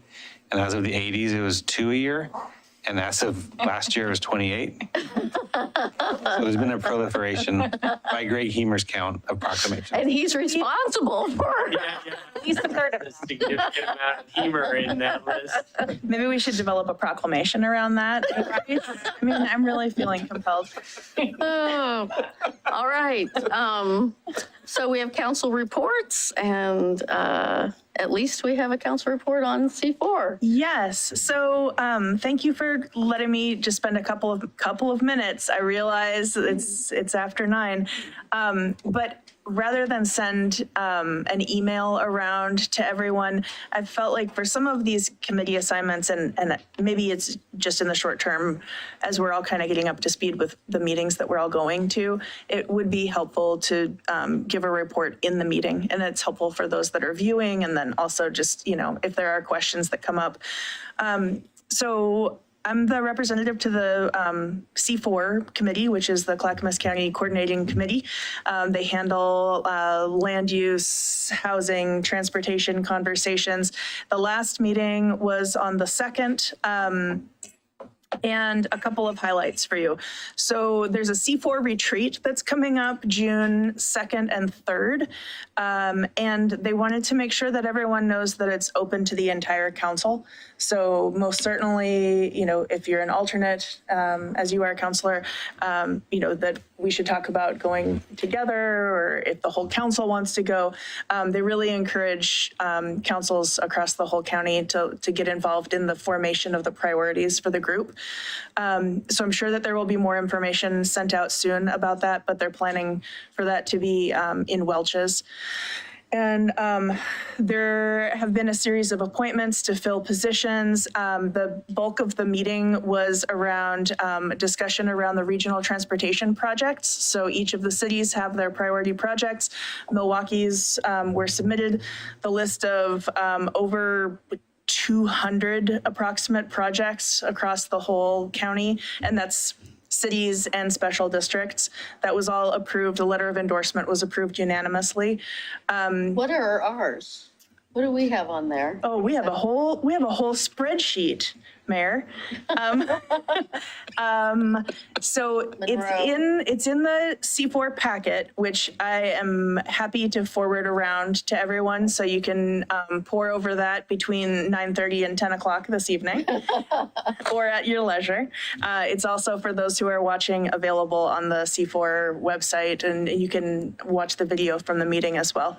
The other thing that I wanted to highlight that might be interesting to folks that are doing outreach around environmental assessments for I-205 corridor and some of the tolling discussions is that there is a public feedback process that has been extended around that topic. So it's the I-205 Environmental Assessment Overview. It's a comment period from the 21st of February to the 7th of April. And there are a lot of different ways that you can provide comment, although some of them are kind of tedious to get to. So I'm going to also email a link to a video that was provided at the meeting that talks about how to comment. And so for those of you that are sending information out to community partners, it's kind of helpful to have that, instead of clicking 10 times to get to the comment form. They do have language accessibility, but like a lot of public comment processes, it's not extremely accessible. So we might think about how we want to amplify that for folks. And then I did ask a question about Rep. Hartman had introduced some legislation. I don't think that it has a bill number yet. I saw the ticks of legislation, but this pertains to an equity study that would be done around any tolling effort. And so while there was a lot of conversation from ODOT around the equity plan and the outreach that has been done, it seems it's not really enough. So there are some conversations, and Rep. Hartman's office seems to be leading some of that discussion about what it would look like for a more in-depth review as things move forward, either in this process or maybe in future processes. So like I said, it doesn't have a bill number, but I think you all know how to get a hold of her office. That is it for that committee. And I saw something on your agenda about their climate action plan. Was there anything substantive? I mean, I've seen a few surveys, or I've seen a few emails and things about their climate, or Facebook posts, I guess, and an online survey about their climate action plan, but they didn't really talk about that. They didn't talk about it in the regular meeting. We have the Metro, so there's a Metro subcommittee of that group, and that's coming up this Thursday. So if there's anything that comes up there, then you'll hear about it at the next meeting. Okay. So, okay. Yeah, thanks for indulging. Yeah, no, that was great. An update here. That was great. Anybody else have things to provide updates on? No meetings? Okay. Well, I guess with that, I would entertain a motion to adjourn. I move to adjourn. I second.